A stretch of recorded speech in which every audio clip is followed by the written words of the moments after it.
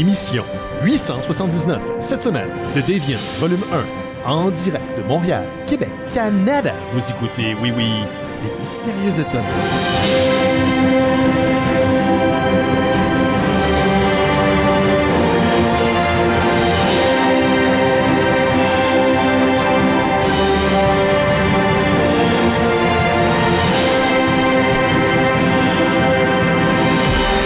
Bonjour à toutes et à tous, vous écoutez Les Mystérieux Étonnants, une émission en balado-diffusion consacrée au BD et à l'ensemble de la culture populaire. L'ensemble! Benoît Mercier au micro et cette semaine, j'ai entouré une équipe dont les membres deviennent un peu fous durant les fêtes. Je vous les présente à l'instant. Le premier et le plus motivé des elfes du Père Noël de Décideret, Mathieu Niquette est avec nous. Mais ouais, j'ai un petit lousse de motivation à l'élection de Donald Trump. Mon mois de novembre a été so-so, mais ça repart. OK. Ça repart. Ça revient, là. Ouais. J'ai comme, on dirait que j'ai mis ma vie en jachère pendant un mois. J'ai continué à faire le bare minimum. Oui. Mais ça a affecté bien du monde. Pour vrai, je me sens que ça... sans que ça me détruise, là, je me suis rendu compte que ça... Il n'y a pas beaucoup d'extraits de Décideret qui sont sortis depuis l'élection de Trump. Oui. C'est pas un hasard. Parce que c'est toi qui fais le montage. Ouais, puis tu sais, c'est quelque chose qui me demande quand même beaucoup de ressources parce que c'est pas ma première... Oui. Non, mais c'est long skill. faire ça. C'est vraiment long. C'est vraiment long, puis je suis pas... J'en fais pas assez pour être habile encore, tu sais. Fait que c'est ça, je me suis rendu compte que, hey Chris, ça fait longtemps que j'ai pas sorti un extrait, puis c'est vraiment par... lassitude de moi, ma fin d'année est vraiment de la calice de merde, puis je vais en parler un petit peu plus tantôt. J'ai passé au feu, j'ai failli passer au feu, pardon, la semaine dernière. Oui, vraiment tout près, là, genre j'aurais pu... Ce qui est fucked up, même, c'est que ça sentait même pas la fumée quand je suis rentré là. Non, j'ai été excessivement chanceux. Mais là, je disais l'équipe, mais c'est juste toi cette semaine, Mathieu, avec moi, parce que l'équipe revient pour ce dimanche pour le spécial de Noël des Mystérieux Étonnants. Ah, voilà. Dans les 2-3 dernières semaines, tout le monde a pris un petit peu off parce qu'il y a le gros show dimanche à partir de 20h sur toutes nos plateformes Twitch, YouTube puis Facebook, disponible en balado. Non, on fait ça chez Gauthier cette année. Je trouve que j'ai pas beaucoup de place, puis à cause que les murs sont aussi épais qu'une feuille de papier ici. Faire chier mes voisins un dimanche soir, tu sais, je préfère faire ça ailleurs. Quand Jake Chaudai va se mettre à crier. Ouais, c'est ça. Exactement. Mais même, tu sais, comme là, en ce moment, comme on parle, le niveau, qui est pas si élevé que ça, mais... ils l'entendent, là, c'est clair. Fait qu'à 8. Ouais, à 8, je préfère faire ça chez Gauthier. Puis Gauthier, il y a plus de place. Fait que donc, toute l'équipe va être là. Gauthier, Simon, Jake, Yoann va être là également, et moi. Donc, un petit show pour une grosse fin de semaine pour moi, parce que vendredi et samedi, c'est le Sapin les Boules, représentation participative dans le cadre du McFly Event, créé par Jarrett Mann, le gars derrière Space, qu'on aime beaucoup. Puis là, il y a une supplémentaire qui s'est rajoutée. Donc, il y avait un show le vendredi soir et le samedi, mais là, il y a maintenant un show le samedi durant l'après-midi. Donc, à partir de 2h, les billets sont en vente sur le site du Club Soda si ça vous tente. Et ce sera en présence de Jeremiah Chick, qui est le réalisateur du film. Oh! Oui, qui est là pour le 35e anniversaire du film. Wow. Et c'est un Québécois. C'est un Québécois qui a déménagé à LA dans les années 70, parle encore français, il y a encore de la famille ici. Voyons donc. Donc, c'est un gros événement. Toute l'équipe est bien sénère. C'est la 3e fois qu'on le fait, mais on a tout le temps comme pratiqué sur la scène un petit peu avant, comme peut-être la journée avant, ce genre de choses-là. Et là, on a rajouté des scènes et on a pratiqué dans une église sur Saint-Joseph. On s'est trouvé comme un local. Puis on a fait ça. Je pense qu'on est vraiment dans l'obsession de la perfection cette fois-ci. Oui, mais vous êtes, c'est rendu rodé. Ce concept-là fonctionne bien. Ouais. Moi, c'est un de mes grands regrets de l'époque où je travaillais à Juste pour rire, c'est que j'essayais tout le temps d'imaginer puis de créer quelque chose dans ce genre-là, mais avec Jarrett, là, évidemment, je ne vais pas juste prendre le concept puis manger de la vente. Fait que, j'ai eu une rencontre officiellement avec Jarrett pour ça, puis pour toutes sortes de raisons, la machine de Juste pour rire est une grosse bébite dure une grosse bébite dure à activer puis à faire rouler. Fait que puis c'est ça, ces événements-là, ils cherchaient toujours à... Tu sais, c'est très simple, là. Un stand-up devant un micro, là, ça se book bien puis ça s'organise bien. Faut juste que ton sound guy soit tight. C'est ça. Fait que le moindrement que c'était plus gros que ça devenait compliqué puis ça coûtait trop cher. Fait que c'est jamais arrivé puis j'ai jamais pu poursuivre les discussions avec Jarrett, mais ça aurait été le fun, tu sais, en plus avec ça, en insufflant une espèce de budget supplémentaire. Ben oui, puis clairement aussi une fenêtre sur un public qui connaît pas McFly, connaît pas Space, puis je dis pas qu'en fait les événements sont pas populaires, ils le sont, tu sais, il y a une grosse crowd qui suit Jarrett depuis maintenant 20 ans, plus de 20 ans, c'était quoi la 23e année, 20e année du Festival Space, je me souviens plus, là, c'est comme ça fait 2 mois, mais j'ai l'impression que ça fait genre 1 an. Mais tu sais, il fait ça tout seul avec sa femme, Rosie, qui est productrice avec lui. Donc, c'est 2 personnes plus 19 comédiens. comédien, entre guillemets, le radiophonique. Il y a moi qui n'est pas comédien qui joue, mais il y a d'autres personnes qui sont des vrais comédiens. Puis pour répéter le concept, le film est projeté en français sur écran géant dans le Club Soda. Puis de temps en temps, on revient faire des scènes en dessous. Puis c'est une belle folie. Le monde sont habillés en espèce de pull dégueulasse des fêtes. Ils ont des cornes des cerfs, puis toutes ces affaires-là. Le monde sont vraiment dedans. Il y a du eggnog. Je sais que cette année, ils vont vendre des cartes aussi faites par notre amie Caroline Brault. Donc, Caroline Brault a refait certaines scènes avec des répliques du film excessivement populaires. Puis ils ont exclusivité en vente sur place au Club Soda. Donc, c'est ça c'est le 20 et le 21. Les deux shows, je pense, c'est à 19h. Et il va y avoir une troisième représentation rajoutée le 21 à 14h. Donc, si vous manquez des billets, parce que les deux représentations sont sold out, pardon, là, en ce moment, il y a la chance de pouvoir acheter des billets pour la représentation de la journée. Puis le lendemain, le dimanche, pardon, je suis en train de perdre ma voix, c'est pas un bon signe. Il est tôt pour perdre sa voix. Il est un petit peu tôt pour perdre sa voix. Il y a une projection de Christmas Vacation en anglais cette fois-ci au cinéma du parc. Et Jeremiah va être présent. Fait que tu vas être complètement Chevy Chase. Ah ouais, ben tu sais, je serais pas un asshole. Ouais, c'est ça. Attention à toi. Chevy Chase, on le sait, là, c'est un truc. Et là là. Et boy. Je sais pas si t'as vu le film de SNL qui rend hommage à la première diffusion. Moi, j'ai bien aimé ça. Le preview m'a fait capoter. Écoute, si t'es fan de SNL, si t'es fan de cette mythologie-là, moi, j'aime beaucoup l'entourage de ce qui était SNL.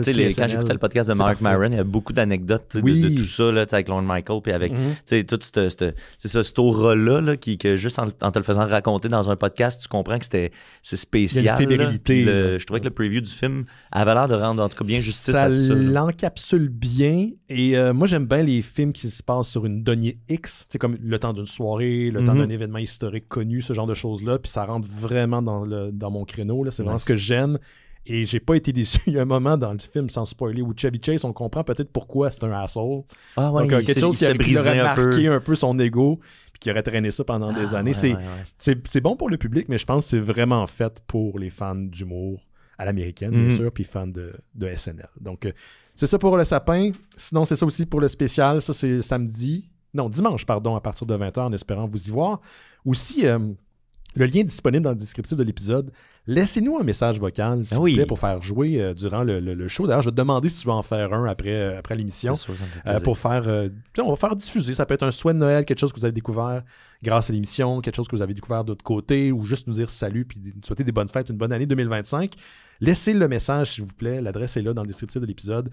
Parce qu'à là, il n'y en a pas tant de monde qui nous en a laissé. Je trouve ça un petit peu décevant. C'est dur à activer. Tu sais, j'ai pris ça, moi aussi, pour décider le SpeakPipe. Puis c'est intimidant. C'est comme dur c'est dur de développer. Mais là, ça s'en vient. J'ai martelé en Christ. Oui, il faut que tu le fasses. Exact, à un moment donné. Puis nous, en tout cas, notre avantage, c'est qu'on filtre rien. Puis c'est comme le chaos total. Fait que souvent, nos auditeurs nous envoient des affaires improbables. Mais on les passe pareil. Si c'est too much, on les passe dans le Patreon, puis sinon on les passe en ondes, mais tu sais, ça fait qu'il y a comme un côté ludique, comme la distance du personnage un peu là avant, fait que ça marche pas pire, mais si j'en parle pas pendant 2 semaines, là, ça disparaît complètement. C'est ça. Puis là, ce qui est le fun, c'est que vous pouvez réécouter le message aussi. Vous n'êtes pas obligé de le garder. Par exemple, vous pouvez le réécouter. Oui, exact. Vous pouvez choisir de ne pas l'envoyer.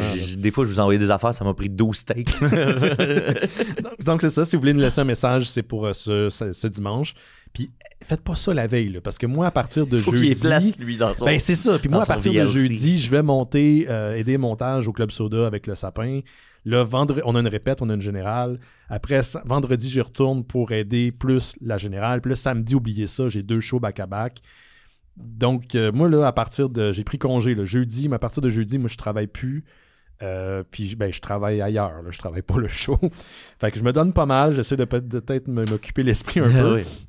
Mais c'est un beau thrill, c'est un beau gros thrill. D'autres trucs bizarres qui m'est arrivé semaine passée, Niquette, je l'ai mis sur le Discord, mais peut-être que les gens à la maison, par contre, ne sont pas nécessairement au courant. J'ai vraiment failli passer au feu. Il y a eu un gros incendie dans le quartier Villeray qui a nécessité 5 alertes, donc 5 alarmes. Puis ça, c'est le plus haut niveau que tu peux avoir, je crois, pour les pompiers de Montréal. En tout cas, pour les ailes de poulet, c'est le plus haut niveau que tu peux atteindre. Le niveau Antoine. Il y a la sauce 5 alertes, ça existe. Là, fait que écoute, Sean Evans devait être dans le restaurant qui a brûlé à côté de chez nous parce que ça a cramé que le calice. Ça risque plus d'être Marc-André Grondin ici, maintenant qu'on a notre version québécoise. Ah oui, on a dit ça pour vrai? J'ai même pas remarqué. Marc-André Grondin qui anime la version québécoise. Comment ça s'appelle? Antoine du Québec, je pense. Antoine du Québec? Ouais, en tout cas, je dis ça, mais je suis pas sûr. Puis l'épisode avec Christine Morancy, entre autres. Faut qu'il s'en appelle. OK. Il a revendu le concept, c'est le fun. Ouais, ça. ouais. Donc, il y a eu un gros incendie dans une cheminée d'un restaurant four à bois à côté de chez nous. Puis quand je dis que j'ai failli passer, j'ai vraiment failli passer au feu. Quand j'étais allé en fait, pour raconter l'anecdote, j'allais écouter des films sur le Discord mercredi. J'étais prêt, là, on allait écouter Scrooge, puis Christmas Vacation. Puis moi, c'est 2 films que j'aime beaucoup. Fait que je vais aux toilettes et j'entends crier dans la ruelle. Comme, il y a tout le temps quelque chose qui se passe dans cette calice de ruelle-là, mais là, je trouve ça un petit peu intense et j'entends comme de la pluie. Je suis comme, qu'est-ce que c'est ça, là? C'était pas de la pluie. C'était l'autre élément. Fait que j'ouvre la porte, puis je regarde dans la ruelle, puis il y a un gars qui crie après quelqu'un qui est clairement à mon niveau, mais 2 blocs plus loin, genre. Puis quand je dis 2 blocs, mais c'est collé, là. Et il y a une espèce de grosse boule de flamme. C'était incroyable. Je le voyais, ça venait de commencer, mais c'était immense. Donc, le feu a pris dans la cheminée et le bloc au complet est en train de brûler. Les pompiers sont arrivés comme assez rapidement. Moi, j'ai pogné mon sac puis j'ai sacré mon camp. Mais, tu sais, j'étais dehors puis je regardais, tu sais, le bloc puis d'à côté brûlé puis l'autre bloc entre le mien puis la flamme commençait aussi à être atteinte. Les pompiers sont rentrés d'ailleurs chez mes voisins. Ils ont dû défoncer la porte. Puis en ce moment, il n'y a personne qui vit un cadenas sur la porte. Clairement, j'en sais condamné. Mon mur mitoyen avec la part qui est condamnée, c'est le mur qui contient toutes mes BD et mes livres. Avec toutes les BD que j'achète depuis des années, tous mes livres, toutes les choses que mes amis ont signées au fil des ans, c'était ce mur-là. J'étais sûr que j'allais y passer. Étrangement, je le voyais brûler, puis j'étais comme, si je suis partout, je suis correct. Je m'aurais fait chier, là. Je te jure que j'irais repenser le lendemain, c'est pas le fun. Mais j'étais comme, ça va être ça ma vie. Maintenant, j'achèterai plus rien. C'était vraiment là que j'étais dans ma tête. T'es résilient à J'étais vraiment comme là. Avant que ça brûle, t'as déjà accepté que ça brûlait. Mais imagine, moi, en fait, depuis que j'habite ici, no joke, je pense que je vais brûler. Parce que quand j'ai seté mes assurances, personne, l'assurance que j'avais depuis 15 ans ne voulait pas me signer ici. J'étais pourquoi? À cause du restaurant de four à bois. Puis j'étais comme, Puis là, j'étais OK. Puis les seuls qui m'ont signé, là, c'est pas une plug, mais c'est Desjardins. Il y a Desjardins à accepter. J'ai dit, OK, fine. Puis le matin de l'incident, je suis arrivé ici après le gym. Le matin, oui, je suis malade, je vais au gym. Puis là, je reviens avant la job. Puis ça sent bizarre. Ça sent comme quand tu as du plastique qui brûle ou quelque chose. J'arrive pas à trouver la source. Puis j'étais comme, peut-être que c'est quelque chose qui va faire que ça va brûler finalement. Puis le soir même, c'est ce qui est arrivé, le calice, ça a failli cramer. Fait que donc, pour les gens qui attendaient du contenu pour le Patreon, j'ai passé une semaine intense, fait que j'ai comme j'avais pas la tête à faire du montage. J'ai jamais entendu une aussi mauvaise excuse. C'est décalissant ce que j'entends. Il y avait tellement de fumée. Ironiquement, quand je suis revenu le lendemain, parce que j'ai dormi chez des amis, Phil et Jessie, que certains des auditeurs connaissent, j'ai dormi là-bas, ou j'ai pseudo-dormi là-bas. Je suis revenu, je suis rentré dans mon appart, et ça sentait même pas la fumée. Alléluia. Le vent, poussait la fumée vers l'est. Moi, je suis à l'ouest. Puis je suis sûr qu'il y a quelqu'un en face, en diagonale, que ça sent crissement plus la fumée aujourd'hui. Ça sent encore aujourd'hui. Ouais. Chez nous, ça sentait fuck all. Mais puis petite anecdote, puis après on va parler de culture pop, là, mais quand je voyais potentiellement toute ma vie brûler devant mes yeux, à un moment donné, ça faisait 2h30 que j'étais là, puis ça a pris vraiment du temps avant que les pompiers maîtrisent les flammes. Je pense que ça a commencé les flammes à 19h30, puis à 10h30, c'était... 22h30, c'était pas réglé encore, ou ça venait d'être réglé. Je me suis dit, bon, ben, je vais en aller, mais je dis, qui va m'avertir, ça, mettons... Je peux plus rentrer chez nous. Tu sais, je la connais pas, là, cette situation-là, je l'ai jamais vécue. Ouais, ça se peut que tu reviennes puis que ça soit plus ça. Fait que il y a un policier qui regarde le périmètre de sécurité, puis quelqu'un derrière dans le chat dit que Saint-Alerte, c'est comme toutes les casernes de la ville de Montréal doivent se déplacer. Fait que ça te donne une idée à quel point ils n'ont pas maîtrisé les flammes, puis je blâme pas les gars, ils se sont donnés, mais c'est un crise au feu. Fait que je vois le policier, je dis, là, comment c'est ça? Qui va m'avertir?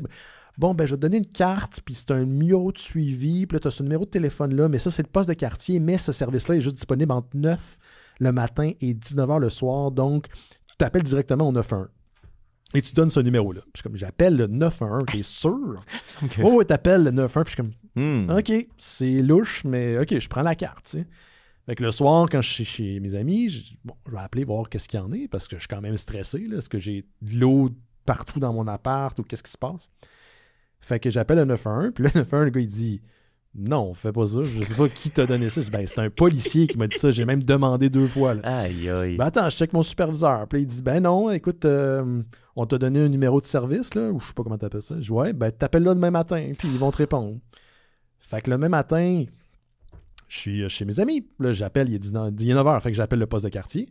Oui, voici le numéro de suivi, j'étais le gros feu sur Villeray. Ça a passé dans les journaux, là. Mm-hmm. Le gars, il me dit, ben comme c'est pas criminel, on s'est retiré de la scène, donc je peux pas te tenir au courant à savoir qu'est-ce qu'il faut que tu fasses avec ça. Puis là, je suis comme, OK, mais qu'est-ce que je fais, moi, savoir si je peux retourner chez nous ou pas, là. Puis tu sais, j'étais sur Rive-Sud, j'étais pas sur Rive-Sud, là, j'étais à Montréal. Imagine si j'avais dû me déplacer à l'autre bout. Ben, il dit, tu peux appeler le service des incendies de Montréal ou le service des incendies de Montréal. Je les appelle. Puis là, t'as le choix entre genre 5-6 options qui ont une nomenclature administrative pas comprenable. T'es comme, qu'est-ce que ça veut dire? Fait que j'en fais un que je pense que c'est ça. J'explique la situation à madame. Elle dit, ah oui, vous avez bien choisi l'option. Genre, parfait, OK. Fait que là, qu'est-ce qui se passe? Ben là, vous allez laisser votre numéro de téléphone, puis on a un délai de 48 heures pour vous rappeler, savoir si vous pouvez rentrer chez vous. Là, je suis comme, OK. Fait que là, je laisse mon numéro de téléphone. Puis là, finalement, tu sais, je finis par faire fuck. Je vais y aller. Je vais y aller. Ben oui. Je rentre ici, il n'y a pas de problème. Mes voisins sont restés. Tout le monde ici, moi, comme un épée qui s'est sauvé, mais bon. Fait que là, à un moment donné, je suis ici en train d'inspecter si tout est correct, puis je reçois un appel, puis oui, vous avez vous êtes un suivi. Rentrez pas chez vous. Ouais, c'est ça. There's someone in the house. Sortez maintenant. Il y a quelqu'un sur la ligne. Fait que je suis comme, oui, mais je suis un peu crampé, puis là, je ris, tu sais, je suis comme, ben, je suis dedans en ce moment, tu sais. Ouais, ben, c'est ça. En fait, nous, on peut pas vous informer à savoir si vous voulez rentrer dans l'appart. Je suis comme, Chris, c'est quoi l'affaire? C'est votre propriétaire qui va vous informer à savoir si c'est possible pour vous de revenir ou pas, tu sais. Et entre-temps, j'avais appelé mon propriétaire, ce gars-là, pour les gens qui le connaissent, c'est comme rendu un personnage principal de... Tu sais, il fait partie de l'univers étendu des mystérieux, puis il le sait pas, ce gars-là. Mais lui, il a été appelé à 4h du matin pour venir ici, où il s'est déplacé, je sais pas ce qui est arrivé, mais il a juste jamais informé les locataires, étant moi. Fait que c'est ça le système dans lequel je me suis fait un peu galvauder. Puis tu sais, moi, je suis habitué un peu de naviguer les systèmes, je pose les questions 2-3 fois, puis je demande qu'est-ce que les choses veulent dire, tu sais, pour être sûr de bien être aiguillé, puis pas me faire tomber dans des cracks de système. Pas que les gens ont de mauvaise volonté, mais tu sais, ils font juste relayer. Oh ouais, c'est facile de s'en calisser quand tu travailles dans les grandes organisations. Quand t'es face au public, là, je le comprends. À un moment donné, t'as un cynisme qui s'installe. Puis tabarnak, c'est ça. Il a fallu que je finisse par me déplacer, puis que je vienne ici, puis... À tes risques et périls, Ben. Oui. À tes risques et périls. Ma vie est en jeu, man. Fait que pour l'instant, ça va. C'est une fin d'année de marde. C'est quand même intense. Tu sais, je vous le dis, là, moi, en plus, je suis comme en peine d'amour depuis 2 mois, là, puis je suis comme décalisse. J'avais pas besoin de ça. Penses-tu que c'est elle? Moi, je pense que c'est elle. Elle a fait 2h30 de route. Elle allume des feux autour de toi. Non, mais elle a pas liké. Elle m'a pas écrit savoir si j'étais correct, par exemple. Ça m'a déçu. C'était comme... C'est pour ça que t'avais... Je l'aurais pas pris mal. C'est toi qui as parti le feu parce que tu voulais t'écrire. Je comprends. Après, je me suis demandé, as-tu pensé que j'ai mis le feu pour... tirer l'attention. Mais pour vrai, ça m'a déçu. J'étais comme, tu sais, are you okay? Tu sais, elle est américaine, elle parle anglais. Fait que j'étais, are you okay? Juste, tu sais, je l'aurais pas pris comme, elle veut me revoir. Mais il me semble que c'est le minimum. Moi, j'aurais vu quelqu'un que j'ai fréquenté, là, j'aurais écrit, c'est comme, t'es-tu correct? Ça va-tu? Ben, c'est pas drôle, c'est fucking dégueulasse. Fait que ça m'a comme plus, ça m'a plus fait chier que le feu, je pense. Ça m'a vraiment fait chier. Fait qu'elle écoute pas l'émission. Non, elle écoute pas l'émission, c'est impossible, elle comprend pas le français. Mais je veux dire, j'avais mis un statut sur Facebook, savoir si quelqu'un pouvait m'accueillir. En tout cas, là, on parlerait pas de ça. Ouais. Fait que c'est ça qui m'est arrivé dans les derniers jours, messieurs, dames. Fait que si cette histoire vous a touché, écoutez notre show spécial de Noël dimanche, puis laissez-nous un speak pipe. Vous avez eu par les émotions. Si vous l'écoutez près du feu de foyer, mais soyez prudents. Checkez ça, oui, pour vrai. Là, puis j'espère sacrément qu'ils vont perdre leur licence de cheminée. Le restaurant. Ben, ça ne doit plus exister. Puis je pense ils vont peut-être le reconstruire avec les assurances. Je fabule peut-être, mais il me semble que tu n'as plus le droit d'en construire des. C'est un droit acquis, en fait. Ouais, quand t'en as une. Mais je sais pas qu'est-ce qui arrive. S'il brûle, là, tiens, si c'est ton droit acquis, il existe encore pour en reconstruire un nouveau, mettons. Bonne question, parce que c'est clairement que ça a pogné dans... Parce qu'en fait, c'est ça que j'ai pas dit. C'est, tu sais, genre là, je fais une histoire rapide, mais quand je suis sorti, je suis allé voir dans Ruelle, tu sais, où on voyait bien la source du feu de foyer, littéralement le feu de foyer. Il y a un gars en sarrau qui était là, avec un... Un chercheur. Non, pas un chercheur, pas un sarrau, excuse-moi, un tablier. OK. Oui, c'est un chercheur du feu. Je suis chercheur du feu. C'est un peu louche là, qui prétend que il fait du TPL. Là, je suis pyromane. Je veux dire pyrologue. C'est le gars qui avait allumé la flamme. Il y avait un bidon d'essence. le gars avec la tank à gaz. C'est ça. Puis il admirait. Qui regarde le feu avec des étoiles. Ne trouvez-vous pas que c'est purificateur et magnifique? Je suis comme quoi? Il est trop intense. Puis il me dit non, ça a pogné. Lui, il était dans la cuisine en fait, puis il y a un backdraft de flamme, fait que ça a pogné dans la cheminée. Mais quand tu as un feu de foyer, si tu nettoies pas la cheminée assez fréquemment. Le créosate. C'est dangereux. Fait que là, je sais pas ce qui va arriver. Ça a l'air d'ailleurs que quand je suis descendu, moi, comme un bon voisin, j'ai cogné chez mes voisins pour leur dire de décalisser. Puis il y a une voisine qui a entendu moi qui crie à la madame d'à côté que la petite fille genre de s'en aller. Je savais qu'elle était là parce que je les entends tout le temps. Mais la voisine elle m'a dit « Ah, encore? » Comme s'il y a déjà eu un feu dans cette affaire-là. Pas comme ça, mais oui. Fait que voilà.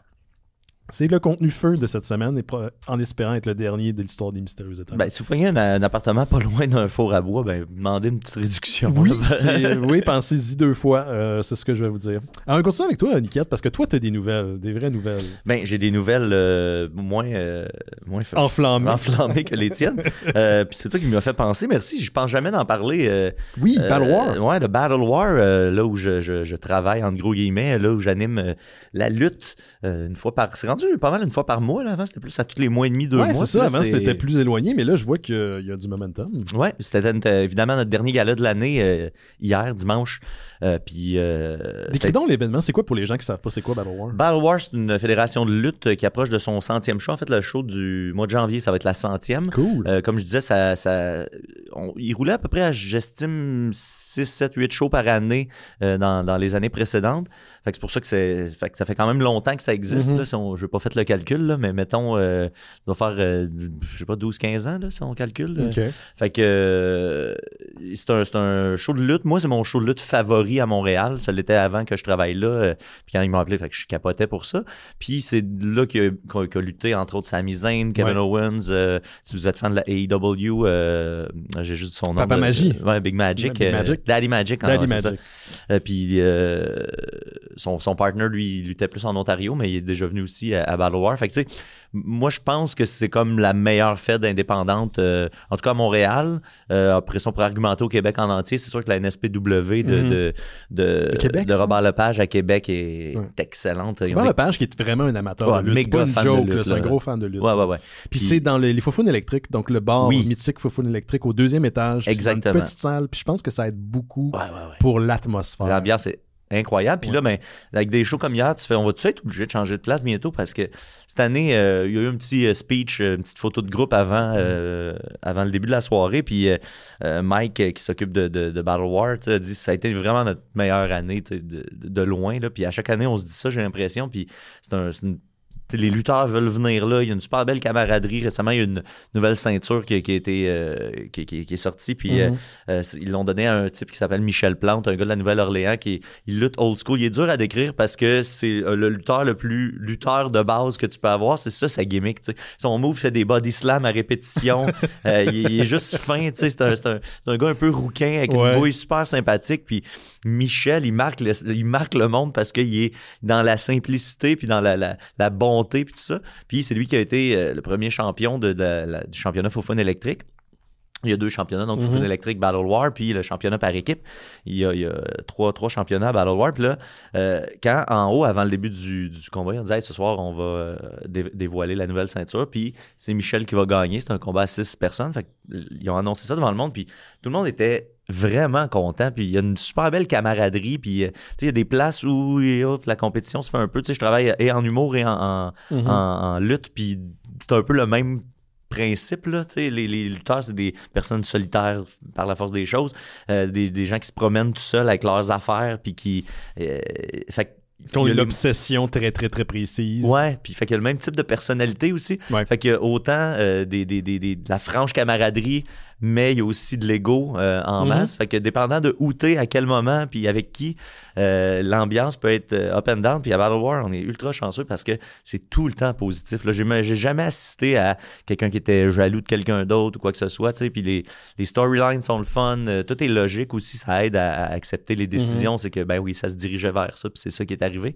Fait que, voilà pour la petite histoire. Où est-ce que ça va aller si ça déménage?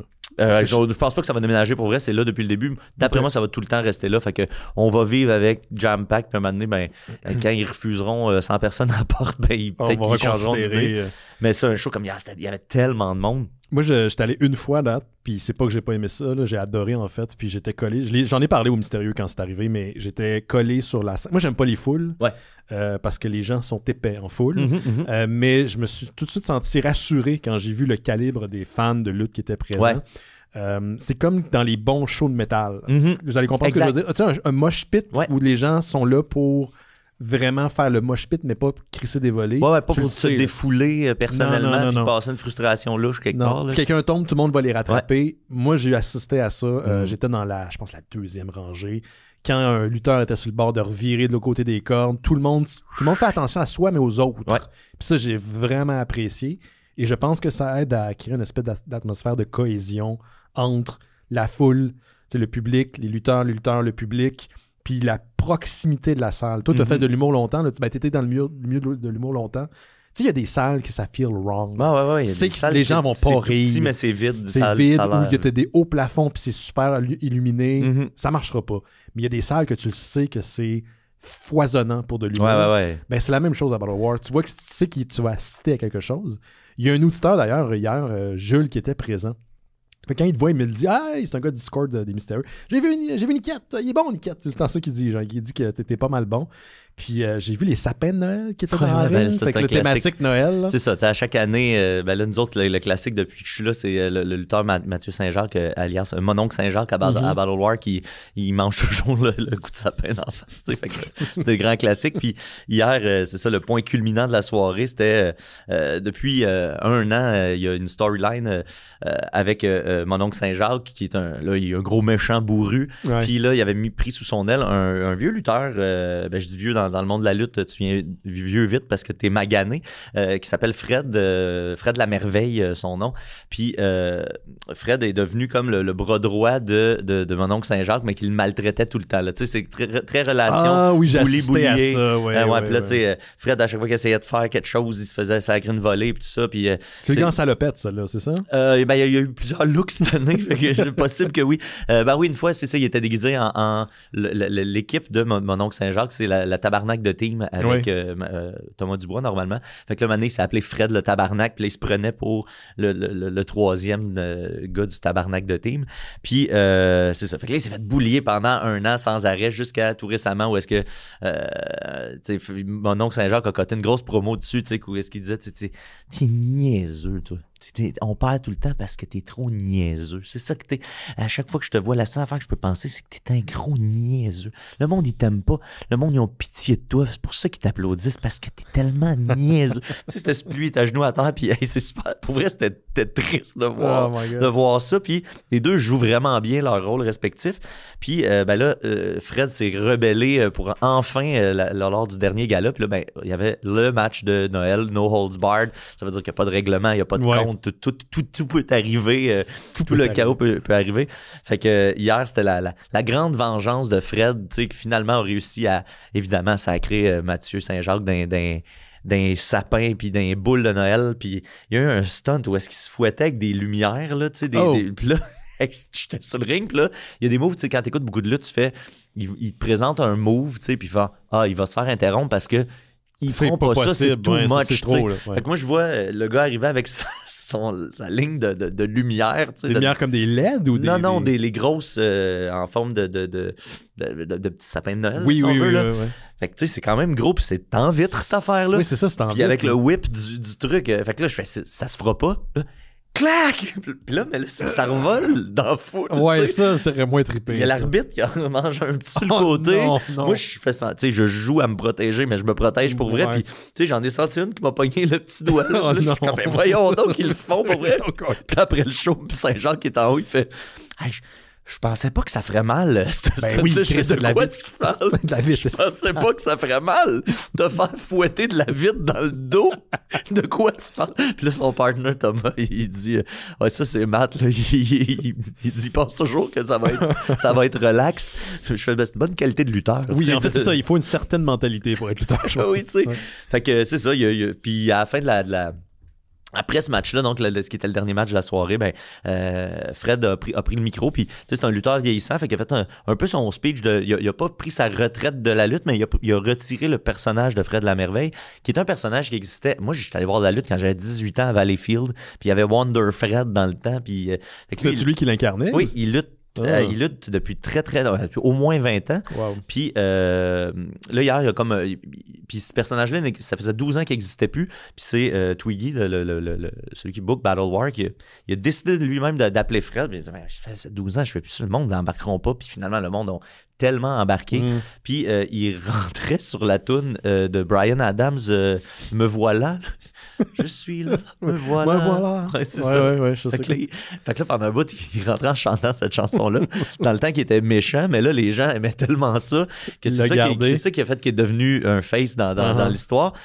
Puis là, pendant les 8 derniers mois, à chaque fois qu'il venait pour chanter sa tune, mon oncle Saint-Jacques venait l'interrompre. Il coupait, la tune à Saint-Jacques partait. Fait qu'il arrivait jamais à chanter sa tune.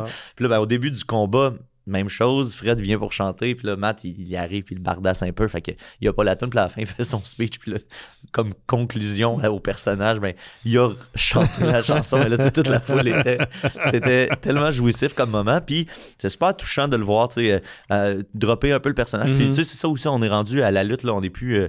il n'y a plus le kayfabe est ultime, là. C'est exact, tu sais, fait qu'il parlait de son personnage, tu sais, il s'adressait à la foule en disant, tu sais, ce personnage-là, je trouvais que c'est la meilleure occasion de terminer son arc, tout ça. Fait que, ça a été une super belle conclusion à ça. Peut-être aussi spécifique, t'as pas besoin d'être amateur de lutte, je pense, pour aller à Battle War. Non, c'est ce que j'aime. Moi, j'ai les vases clous. Tu sais, les espèces de toi, c'est comme tu connais. Il y en a beaucoup en comic book, là. Ça c'est bon, mais ça, tu connais ça, t'as pas ça. Puis voyons donc, tu connais pas ça. Puis... comme quand t'étais petit, puis là, tu pouvais pas.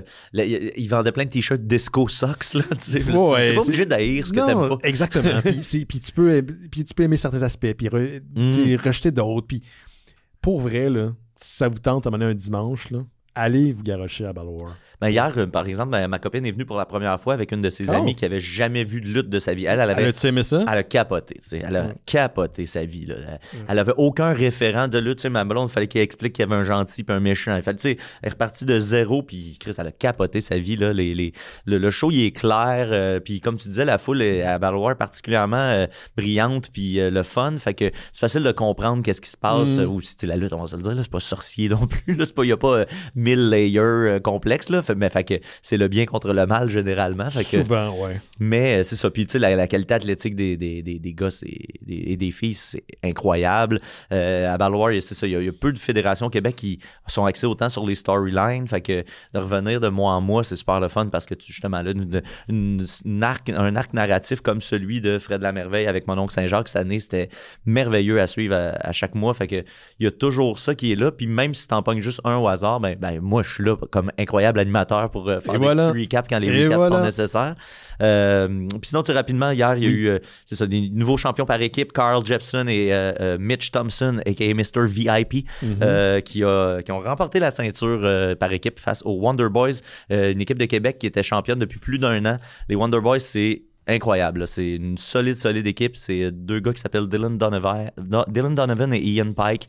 Ils jouent super bien, ils ont un niveau comique très fort, puis un niveau de lutte aussi très élevé. Puis ceux qui les ont battus, Carl Jepson et Mitch Thompson. Mitch Thompson, c'est comme un habitué de plusieurs fédérations. C'est comme un des lutteurs les plus fiables, j'ai envie de dire. Il est crisp, il est fiable, il a un bon personnage. Tu sais quand il va être dans le ring, ça va se passer. Ça va être le fun. Ouais, puis hier, ça a été, je pense, le meilleur match de la soirée.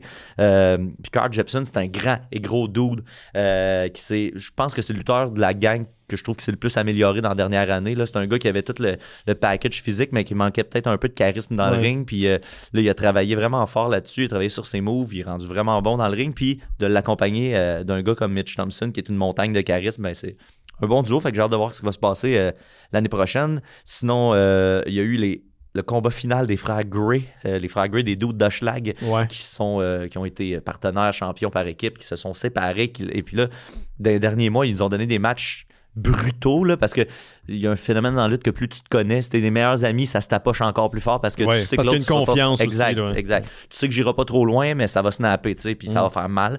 Fait que là, les deux frères, c'est comme une coche de plus de tout ça. Fait que le gentil, c'est Kevin Gray qui est un petit peu plus petit, puis son frère Jason qui a une sale gueule, là, puis qui a l'air mean, là, puis quand il joue un méchant, il joue bien un méchant. Puis les deux derniers combats, c'était terminé par une victoire de Jason Gray par arrêt de l'arbitre parce que l'autre, il se faisait trop décoller. Moi-même, il y a eu un moment où est-ce que j'étais mal à l'aise de... Le match finissait que Kevin Gray était couché à plat ventre dans le milieu du ring, puis l'autre, il descendait des avant-bras en arrière de la tête, mais comme 25 coups, là, puis puis il y en avait qui rentraient fort. Tu sais, la blonde de Kevin en haut, elle pleurait à chaudes larmes après, là, puis elle sait là, que c'est de la lutte, puis elle sait que c'est correct. Mais elle voit son amoureuse faire ça. Puis moi-même, dans le ring, je suis là, aïe, que ça doit faire mal, pour vrai. Puis c'est ça, un des constats de l'ami de ma copine, c'était... Mais là, je sais qu'ils se font pas mal pour vrai. Ils se font mal des fois, c'est ça après la fin du premier combat, OK, non, ils se font mal pour vrai. Oui, ils se font mal pour vrai. Mais c'est pas des vrais coups, tu sais, à pleine puissance. Non, mais ils se font mal pour vrai. Exactement. Fait que... Hier, ben là, c'était la vengeance de Kevin Gray qui a réussi à finalement vaincre son frère. Puis il y a un autre combat, deux autres combats intéressants qu'il y a eu, c'est 1, 2, 3 entre Matt Falco, Mathieu Tessier. Moi, je l'ai vu, moi, quand je suis allé, justement. Oui, propriétaire des brasseries Les Grands Bois. Oui, c'est ça, oui, il était là, je sais c'est qui. Et le sosie de Joe Corm, Mike Marston, c'est hallucinant, c'est le sosie parfait de Joe Corm, ça n'a pas rapport. Qui c'est Joe Corm? L'humoriste Jonathan Cormier. Ouais. OK, oui. Ouais, c'est épeurant comment il ressemble, ça n'a aucun sens. D'ailleurs, il faut qu'un moment donné, je parle à Joe pour essayer qu'il fasse de quoi malade, ensemble. Genre, son Evil Twin. Ouais, le switcheroo, là. C'est juste que Mike Marston, c'est un géant, puis Joe, il est tout petit. Ça serait ça qui serait drôle. Exact. C'est qu'on identifie très bien qui ouais, puis il se fait passer pour l'autre. L'autre, c'est ça, exactement. C'était le retour de Zach Patterson, un des meilleurs jeunes talents au Québec. Il a donné la victoire à Matt Falco. Puis, autre combat bien intéressant, notre ami Benjamin Toll. Ben oui, c'est ça, j'allais dire, le némésis de Julien Bernatchez. Exact. Mais là, il est rendu gentil, mais il est tout le temps ambigu. C'est ça. D'ailleurs, un des bons chaînes de Battle War, c'est ambigu. Ambigu quand Benjamin est là.